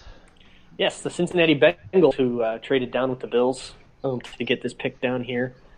I am so tempted by Jair Alexander. I think he's way better than the 21st best player in the draft. But the Bengals have had their team completely taken apart by their offensive line in the last couple of years since they lost Whitworth and Zeitler and kind of the squad that really built that 2015 team, which was really the last time the Bengals were relevant, let alone good. So I'm going to take Isaiah Wynn from Georgia. He can play a number of different positions along the line. Right now, I think they have the biggest, most glaring need at center.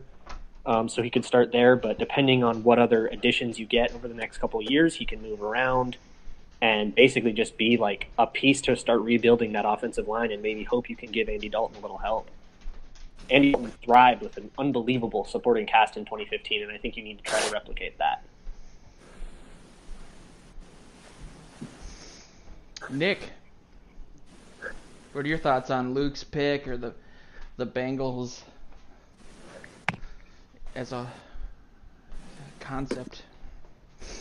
I think it's great. Cincinnati needs a lot of help on the offensive line, and I think that's double so because Andy Dalton is a quarterback who needs good protection to play well. So I think Wynn's a great pick. I think he's going to be plug and play and do very well.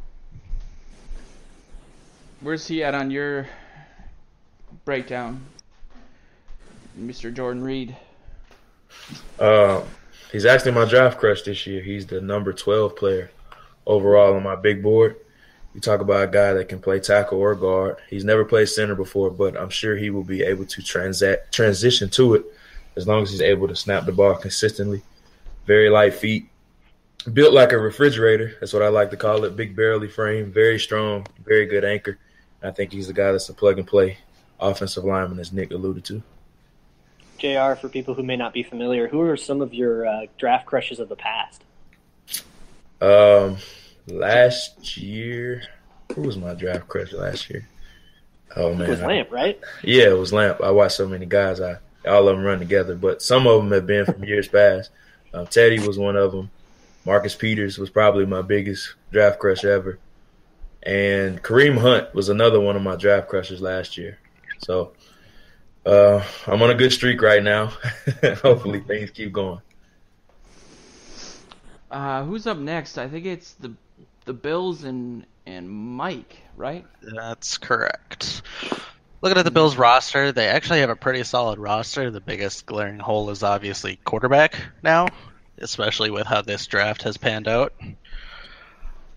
I mean, I shouldn't say there's no way, but it would be extremely stupid of them to take Mason Rudolph here, who would be the next best quarterback.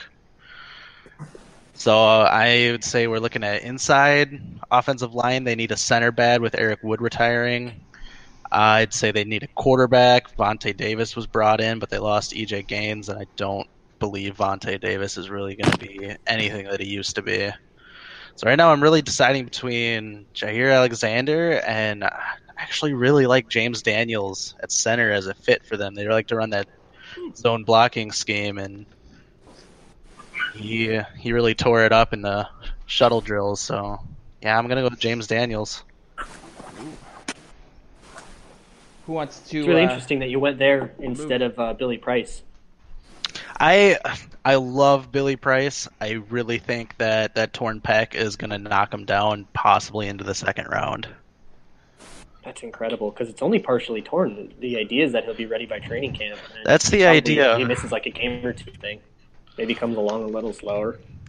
I think it's just going to scare people away a little too much, and James Daniels really tore it up at the combine. He's going to be a great fit in a zone blocking scheme where they need the center out and moving. I definitely agree with that. Teams have about 6 weeks to overthink it. Yeah, I would love to look at a piece historically where like minor injuries or injuries that aren't career ending or changing, how they've ended up impacting teams not taking players that ended up panning out. Because everyone's looking for an angle and they tend to overanalyze things, as you alluded to, Luke. But if the Vikings can benefit from it, I'll take it. Billy Price all the way. And since I'm not really participating, I just want to put out there that I was the biggest hashtag anyone but Treadwell guy a couple years ago, and so I'm really proud of that. So I'm just going to keep putting that out there. While we're talking Vikings, a question for the class: how are we feeling right now as Vikings fans with the way this draft? If this is the way the draft played out, I see Billy Price, and I'd be excited to see if he falls. I'd be excited to see Connor Williams fall. Jair Alexander is falling. That's awesome. How do we feel? Pretty good. I'm pretty lukewarm on it. You got McGlinchey and Will Hernandez that are two guys that would be nice, but they were taken McGlinchey earlier. got taken. I couldn't find him on the board to delete him, but McGlinchey did get taken. Yep. 17 to the Chargers. Oh, yeah. Sorry, I misunderstood what you were saying. Yeah, I mean, is this... I guess it depends on individually what you guys want, but does this seem to be the consensus in regards to how many guards are going to be taken at this point? I think there's a lot of good guards, so it could definitely happen. They tend to be a little undervalued in the draft, too. We might be valuing them higher than teams actually will. That's what I was thinking. Well, that was what it was with Elfline last year, is everybody had him as late first, possibly early second talent, but he fell all the way to us in the third. Yeah, that's usually how it goes. Even last year, Taylor Moton, Dan Feeney, Elfline, and a host of other guys. Deion Dawkins is another guy. They fell to the second and third round. So fans usually tend to overvalue guards, and they end up going in the later rounds. Do you guys think more or less trades would benefit the Vikings with Spielman's history and getting in there? Do you think having a lot of movement, especially in the higher ends of the draft, might burn some teams out or end up making things so he can't make those moves? I don't think the Vikings are targeting the kind of players that people trade up for. So, if somebody's going to do like what the Cardinals have done here and trade up for a quarterback, it doesn't seem like the Vikings are going to be interested in that, which is good. It means that that's more players the Vikings maybe aren't interested in that are going before them. It means more players on their board will be remaining when it gets to them.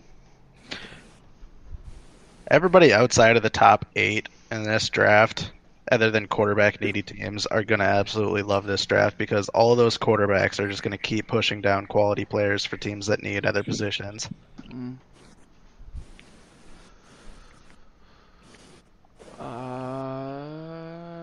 Nick, it's back to you. The Rams?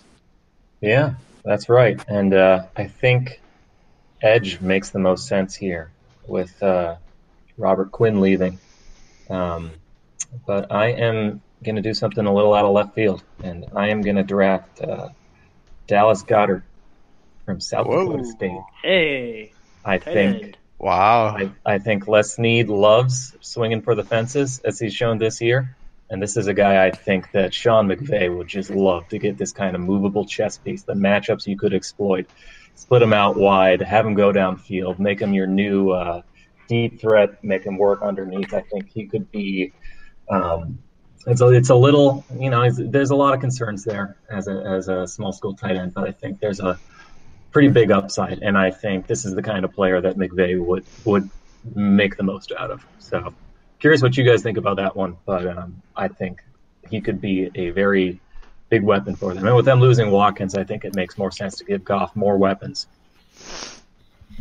Yeah, I actually like it. And, you pair him up with a guy like Tyler Higbee, who had a productive year for him last year as well. So I like the Goddard pick, and it's just giving Goff more weapons.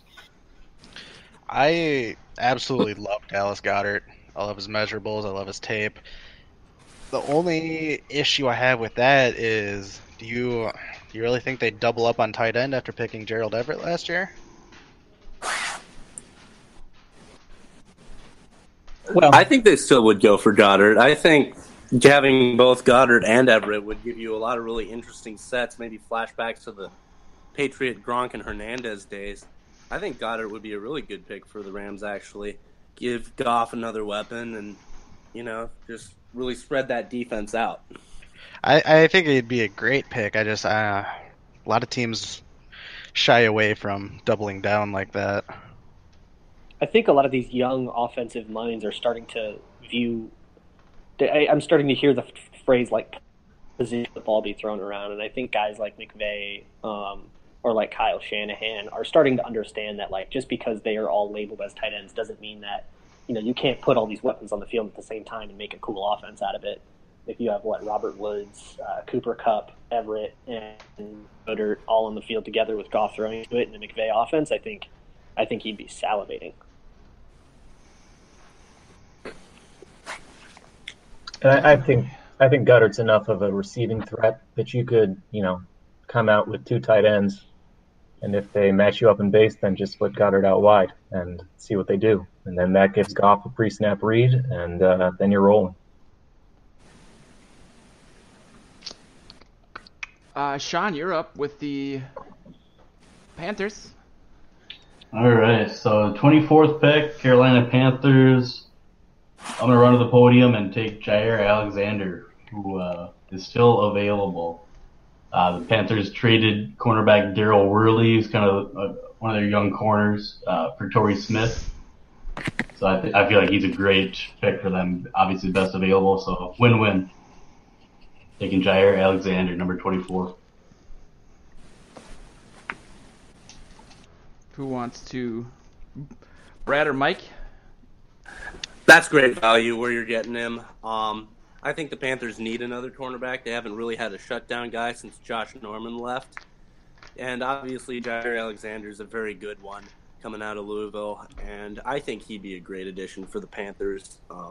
They do a lot of zone. And I think Jair Alexander can do that. But I think he can also do a lot of lockdown man. So, good pick. Yeah, if I was them, I'd be deciding between Jair Alexander and Denzel Ward, and yeah, I got Alexander over Ward, so I'd just go BPA in there. Is that how you see it too, Luke or JR? Yeah, I'd be completely fine with that. I don't know how Denzel Ward has slipped this far in the draft, but it is what it is. I was gonna say he's got to be coming up soon. You'd think. That could be Brad with the Titans.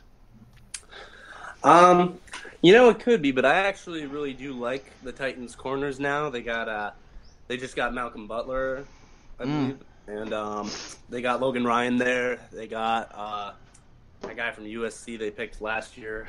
Adoree Jackson. Adoree Jackson. So I think they're pretty set at cornerback right now, and they obviously have a very good young safety in Kevin Byard. I'm going to go defense, but I'm going to go a different part of the defense. I'm going to take a guy I really like, and that's Taven Bryan out of Florida. Very disruptive defensive tackle. He's a little bit undersized, which makes me think they might move him outside a little bit, which is good.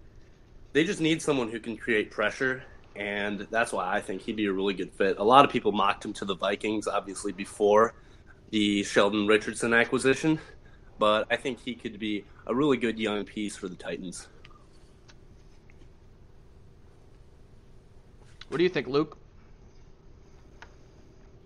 He's becoming a little bit of a polarizing figure on draft Twitter because I think he's a little raw, but he's such an athlete that I think that taking guys like that in the first round is totally acceptable, and hope that you can mold them and turn. He's an upside pick, and in the late part of the first round, upside picks are totally fine risks to take. Yeah, the Titans are in a position, especially at this pick, that they can just go best pick available, whoever they really want. Taven Bryan would be a great pick.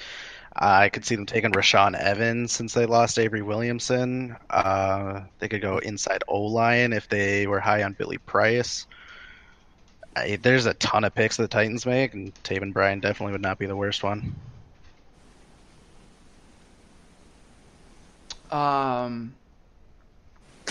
Back to JR. Going outside the division, I think maybe Luke might have done some shenanigans on the big board. Atlanta Falcons. Yeah, so they're in an interesting spot. They need a defensive tackle, and they need help at guard as well. They did end up signing an old friend of the Vikings and Brandon Fusco, so he's pretty much entrenched as a starting guard. So I think they need a defensive tackle right here. So I'm going to take the risk, and I'm going to go ahead and draft Maurice Hurst here. He fits the mold of exactly what they want in the defensive tackle. He is that penetrating 3 technique that gets up the field, and him and Dan Quinn's defense would be a fantastic fit.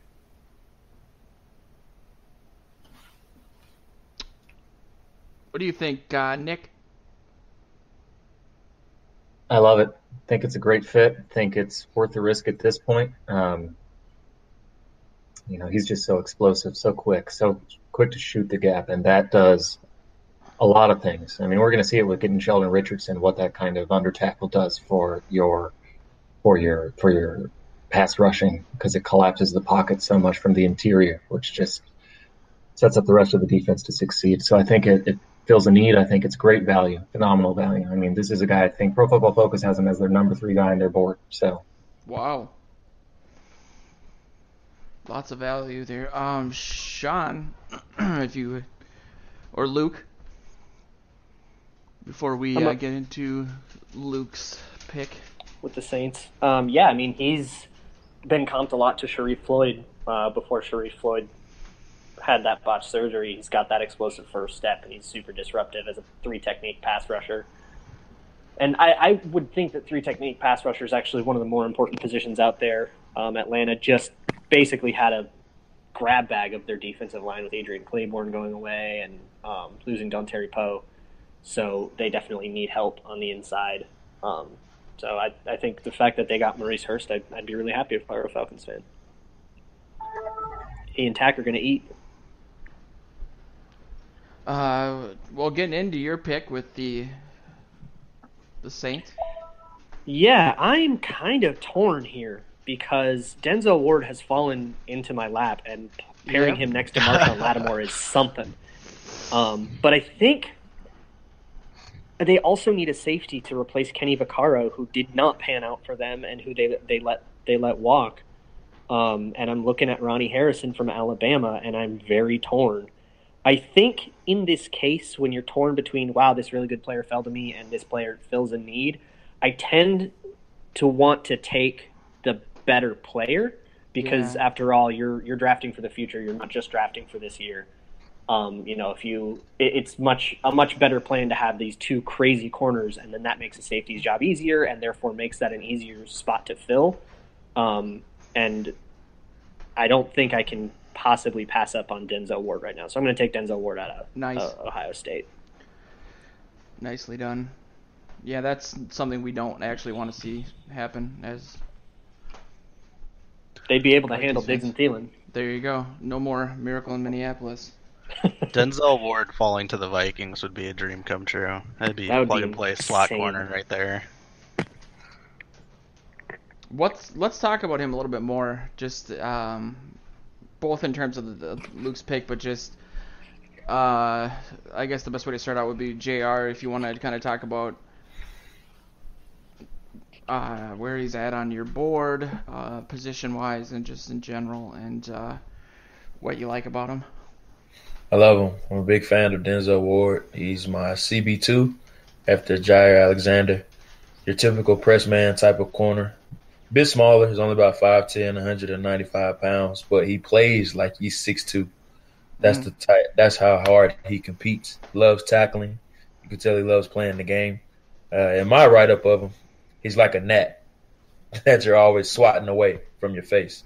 And that's just the type of coverage that he plays with. And I'm just a fantastic fan. I'm a big fan of him, and I think he's a fantastic player. It sounds a lot like Antoine Winfield. Yeah, very similar players. Same school, too. Do you think where do you realistically think he's going to go? I wouldn't be shocked if he goes 4 to the Browns, honestly. Okay.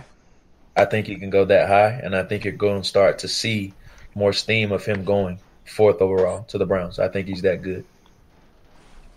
Teams do tend to overvalue height when it comes to cornerbacks.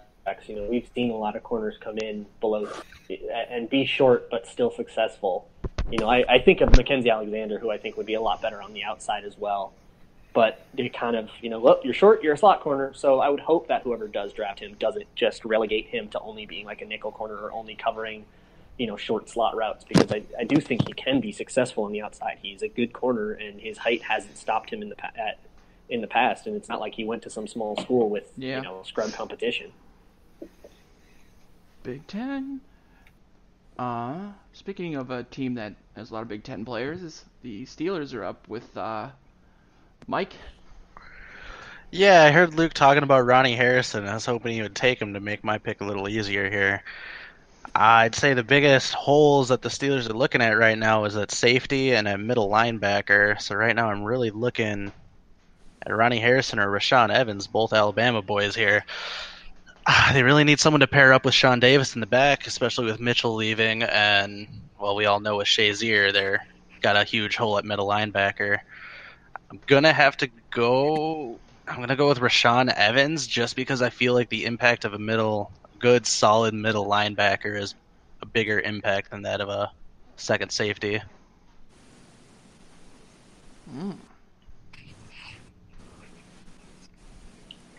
Be really interesting to see how that how Ryan Shazier comes back, and if he does come back, that'll be a really fun pairing. And if not, you've replaced him.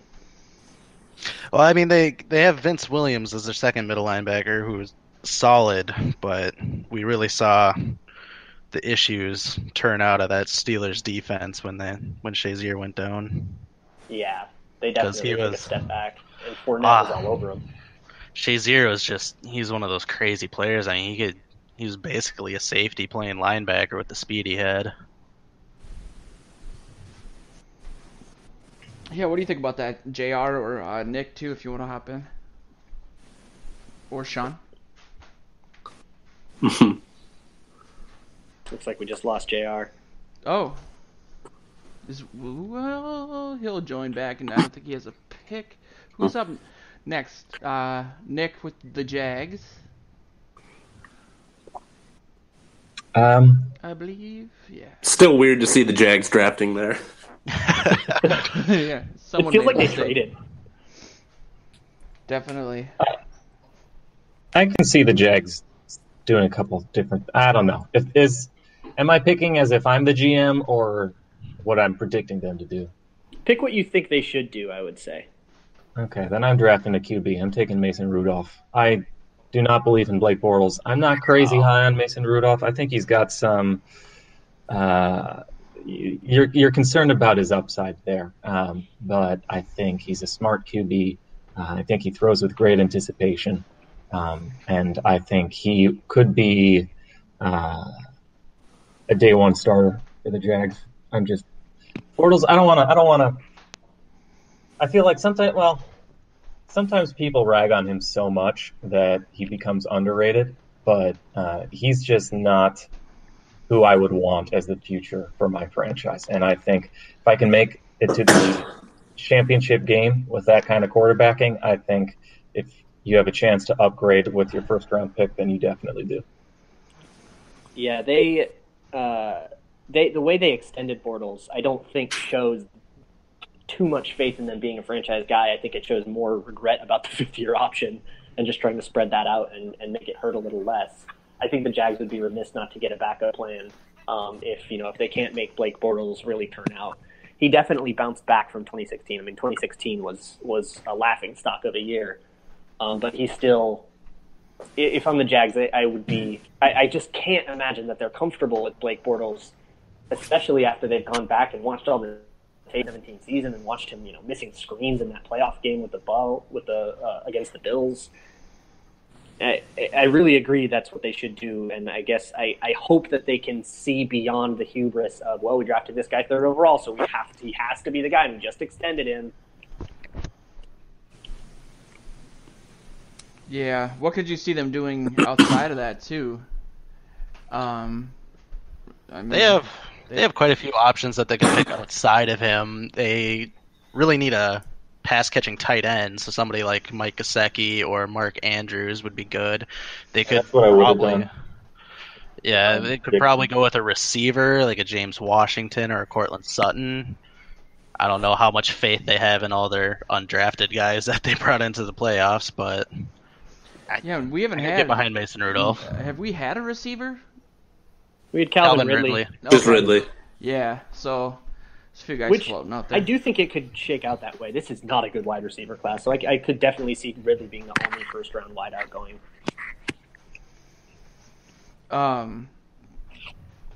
So let's just skip the Vikings. and good night. Who cares about that pick? They forgot to draft again. Mike Tice randomly shows up. Sean, man of the hour. Prepare to be heavily criticized. I don't think it's any surprise who I'm going to take here. Yeah, I think I have an idea too. With the 30th pick, 2018 NFL Draft, the Vikings select Billy Price. Yay! And there it is. I mean, you got to protect your franchise quarterback, Kirk Cousins. You pair him next to former Buckeye at Elfline, right next to him on the offensive line. He's just a perfect fit for Minnesota, and if he falls this far, I think it's a dream scenario for the Vikings. Yeah, and you wonder how like we talked about, that injury is going to impact his position. And we've talked about this on the Purple Journal podcast a couple times. I believe with JR too. I don't know if he's back or not, but whether the Vikings at this point might trade down and then hope to get Billy Price and someone else earlier in the second round. I mean, do you think that if he does fall to, I mean, how's that shaking? How's he looking in regards to that? I mean, is he someone that they should just snag at their position and not worry about trading down, or do you think that they'd have the luxury to do that? I don't know how you guys feel, but I'm taking him at 30. I think somebody else would take the chance on him if the Vikings don't at that spot. I think the only that's guy a good pick. The only guy I could have that's still on the board here is Connor Williams has fallen. And I do know that the Vikings are open to the idea of moving Rimmers to guard. So you have Rimmers at guard and then Williams.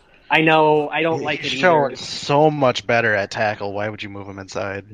I agree, but it seems to be something that they really, really want to do, and they seem to be really happy with him at guard, and it's something that they've whispered about. But I think if you have a guy like Connor Williams, who is JR, he's your OT1, right? I mean, that's a great pick and probably a more valuable one, just because tackles are more valuable than guards. That's the only other option I see here. Yeah, I agree. And I mean, some people are saying maybe Williams can transition into playing guard, but he has that tackle flexibility as well, which is always a plus. An offensive lineman has that versatility skill set.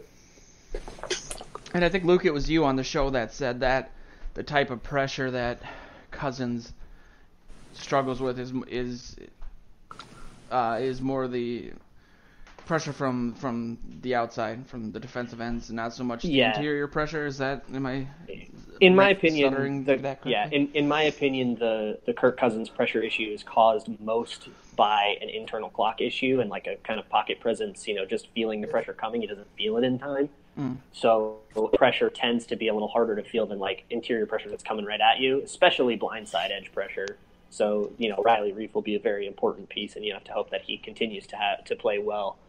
I also think, the Vikings have always shown a philosophy of get the best 5 players out there. So if they do take Connor Williams, they would probably try Remmers at guard, try Williams at guard, and see which one of those they like better. I don't think they would be like making that choice immediately on draft day. And I think it's the same with like Billy Price too. They might try him at center and see if he's better at center, and then they'll find a guard. They might try all kinds of weird crap. Yeah, and what else? We can kind of delve into maybe the first couple picks too. And I know we'll probably revisit this as maybe once or twice more before the draft. I know we've talked about getting some help at tight end.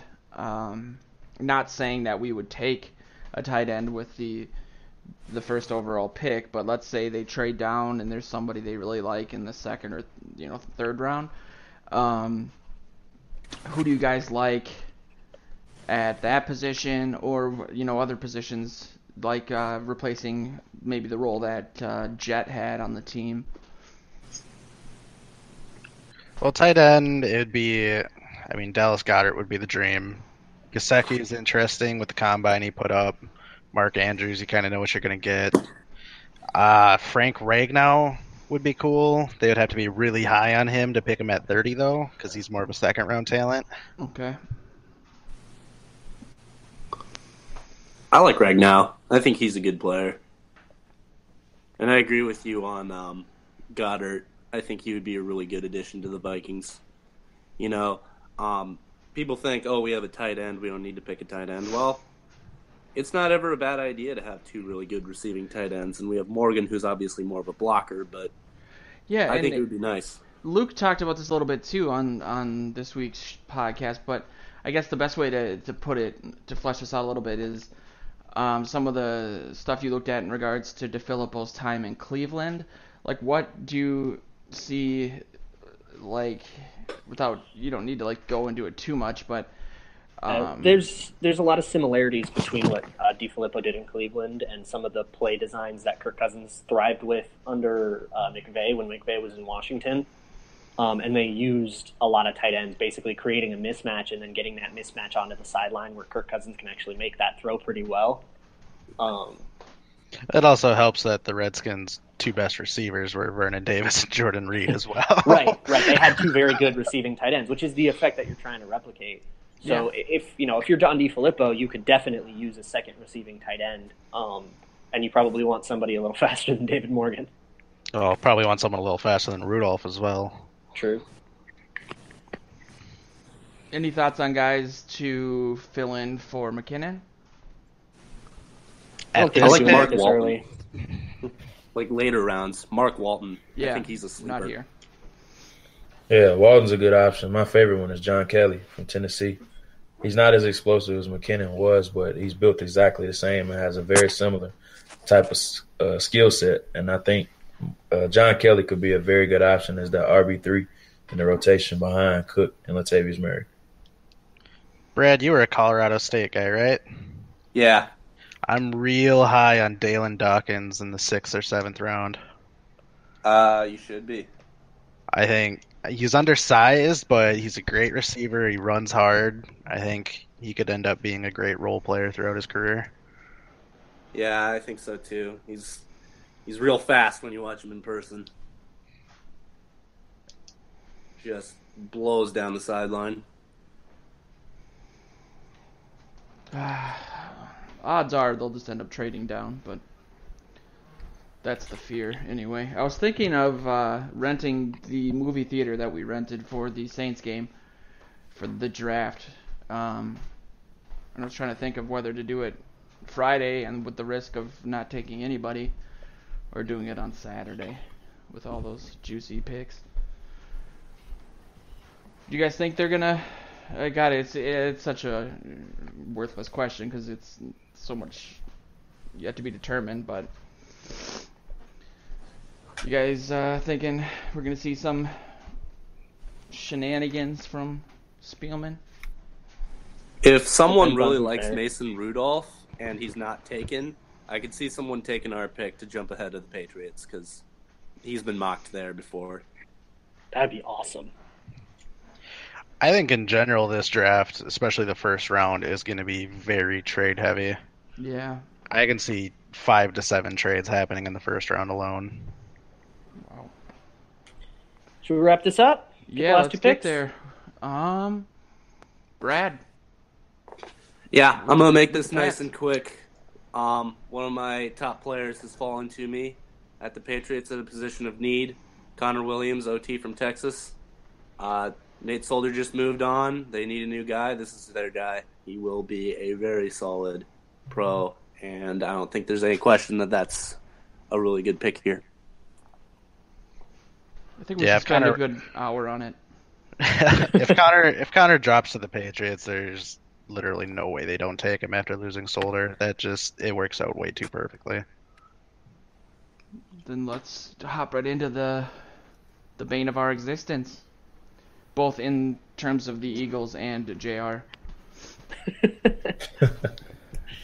Yeah, so this pick is more of a BPA pick as opposed to a need. They have a need at tackle because we don't know what Jason Peters is going to be coming off an injury.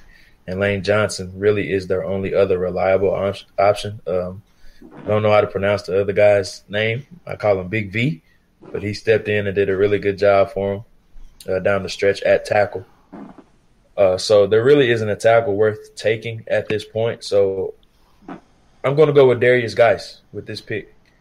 I think adding him to the backfield with Jay Ajayi and Corey Clement will continue that committee that they like to use, and Geis falling to them at this point will be a steal. Awesome. Has anyone got any thoughts on that before we? That's a good one. I've seen him mocked there before, and I think that if he is there, they will be hard-pressed not to take him. They just lost Blunt, so having a guy like Geis on the team would be a really good addition. He's definitely better than the 32nd player in this draft. So in in that regard, you're definitely getting good value here. So with the fact that you guys are kind of covering the draft now and through the next few weeks up until the draft, is there any articles you guys wanted to plug or kind of let people know what you're doing in that regard? Starting with JR. We can go JR, Nick, Luke, Brad, then Mike. Yeah, so the biggest thing that I'm doing right now is just putting the finishing touches on my final draft board. I'm actually releasing my actual draft board this year, and I'll release it on April 2nd. It'll include over 100 prospects and my personal scouting reports on each and every one of them, and I'll include my top 100 big board in that spreadsheet as well. And again, that'll come out April 2nd. And that's going to be on Climbing the Pocket? Yeah, I'm going to put it on Climbing the Pocket, and I'll post the link on my page as well, my Twitter page. Okay. And we can put up a reference to that on VikingsTerritory as well. And Nick, you've written for purplePTSD a couple times, but you're kind of a newer fixture to the VikingsTerritory side of things, and so it doesn't need to necessarily be draft oriented. If you kind of want to let people know the kind of stuff you're doing, stuff you've done, kind of your... Yeah, no, probably the biggest piece I did for PTSD was that Harrison Smith piece. Singing his praises, letting the world know why he's one of the best players in football, period. Yeah. And then VikingsTerritory, I got that Kirk Cousins piece. I've been thinking since I got so excited when we signed Sheldon Richardson about doing a quick breakdown of what that means for the defense, what a 3-technique under tackle means for Mike Zimmer, what it means for the rest of the defense. I think that's just such a perfect fit and such a big upgrade for the team. So I'm really stoked about that signing. So I thought about diving back into his tape and looking at what we're getting. But no guarantees that that's going to come anytime soon. So. And do you have people follow you on like Twitter and stuff for football? Yeah, I started tweeting like 2 months ago, but I got, I don't know, like 700 followers, I think. So. What's your handle? At Nicholas J. Olson. Okay. And I'll link all these in the piece for this. So if someone's watching or listening to this, they'll be able to follow each writer and everything too. And obviously people that are listening to this are familiar with Luke Braun as one of the founding fathers of this whole enterprise we got going on the Mount Rushmore. I don't know if that's a good or a bad thing, but... I don't either. Yeah, I have... you can check out my Twitter where I'll be doing a little bit more breakdown stuff, like what I did with the Kirk Cousins DeFilippo thing. You can follow me at Luke Braun NFL. I will probably later today actually be tweeting a little bit about Danielle Hunter with some film, because I think people are mischaracterizing his upcoming season as a prove-it year, when I think he's already proven himself. So I'm going to make that case on Twitter, and you can follow me there for all my other thoughts. I'm not sure what the next thing I'm going to write is. It'll probably be something about the draft, but I don't know yet. Awesome. Brad? Yeah, so one thing that I'm going to be looking to do in these upcoming weeks is I will be taking a look at a lot of the guys in this draft class that you may not have heard of. They're probably guys that'll go maybe 4th, 5th, 6th kind of rounds, and just guys that the Vikings might look at as kind of role players, maybe special team guys, but would fit really well on the team. Maybe find, our next Jaron Curse, someone who can come in and contribute in a unique way. I'm just going to do a lot of those kind of profiles, so stay tuned for all that, and it should be a really fun time. Awesome. And do you have a Twitter you want people to follow, or? I do not as of now, but I will let you know. Awesome. And that leaves us last and not least with Mr. Mike. Yeah, this next week I'm going to be putting together my full Vikings 7-round mock. After that, I'm going to try to find the motivation and, most importantly, time to do a full 7-round mock draft. That's a slog. I've only done it once before, and I don't know how much interest I actually have in doing it again. Otherwise, yeah, I'm kind of on the boat with Brad there. I like looking at the mid to late round guys. We can find any kind of diamonds in the rough. Other than that, yeah, you can follow me at Mike Dorry 1. You can come be my 13th follower or something and watch my hilariously bad quarterback takes take place. Like it, man. And they can find your guys' stuff, Brad's stuff too, on purplePTSD, along with a lot of my stuff. In regards to Twitter, I post everything through purplePTSD. Obviously, I will be on WCCO radio tomorrow at 4:35 in the afternoon on the Sports Tonight show. And I've never been as insecure as I am after listening to how much you guys know about everything football and going on that show and answering a few questions. But it'll be amazing exposure for both the sites, and it's a way for us to kind of test the waters a little bit in regards to bringing a lot of this content to a wider audience through WCCO radio. So, Sean, did you have anything to plug, or did I miss that? Yeah, I skipped him, didn't I? Oh, it's all good. These guys are obviously the draft experts. I read on the news, and I kind of just roll with the punches here. So I just stay tuned to Vikings Territory. I've actually got a couple pieces coming out that are not related to the draft. So yeah, visit Vikings Territory. We got some good stuff coming.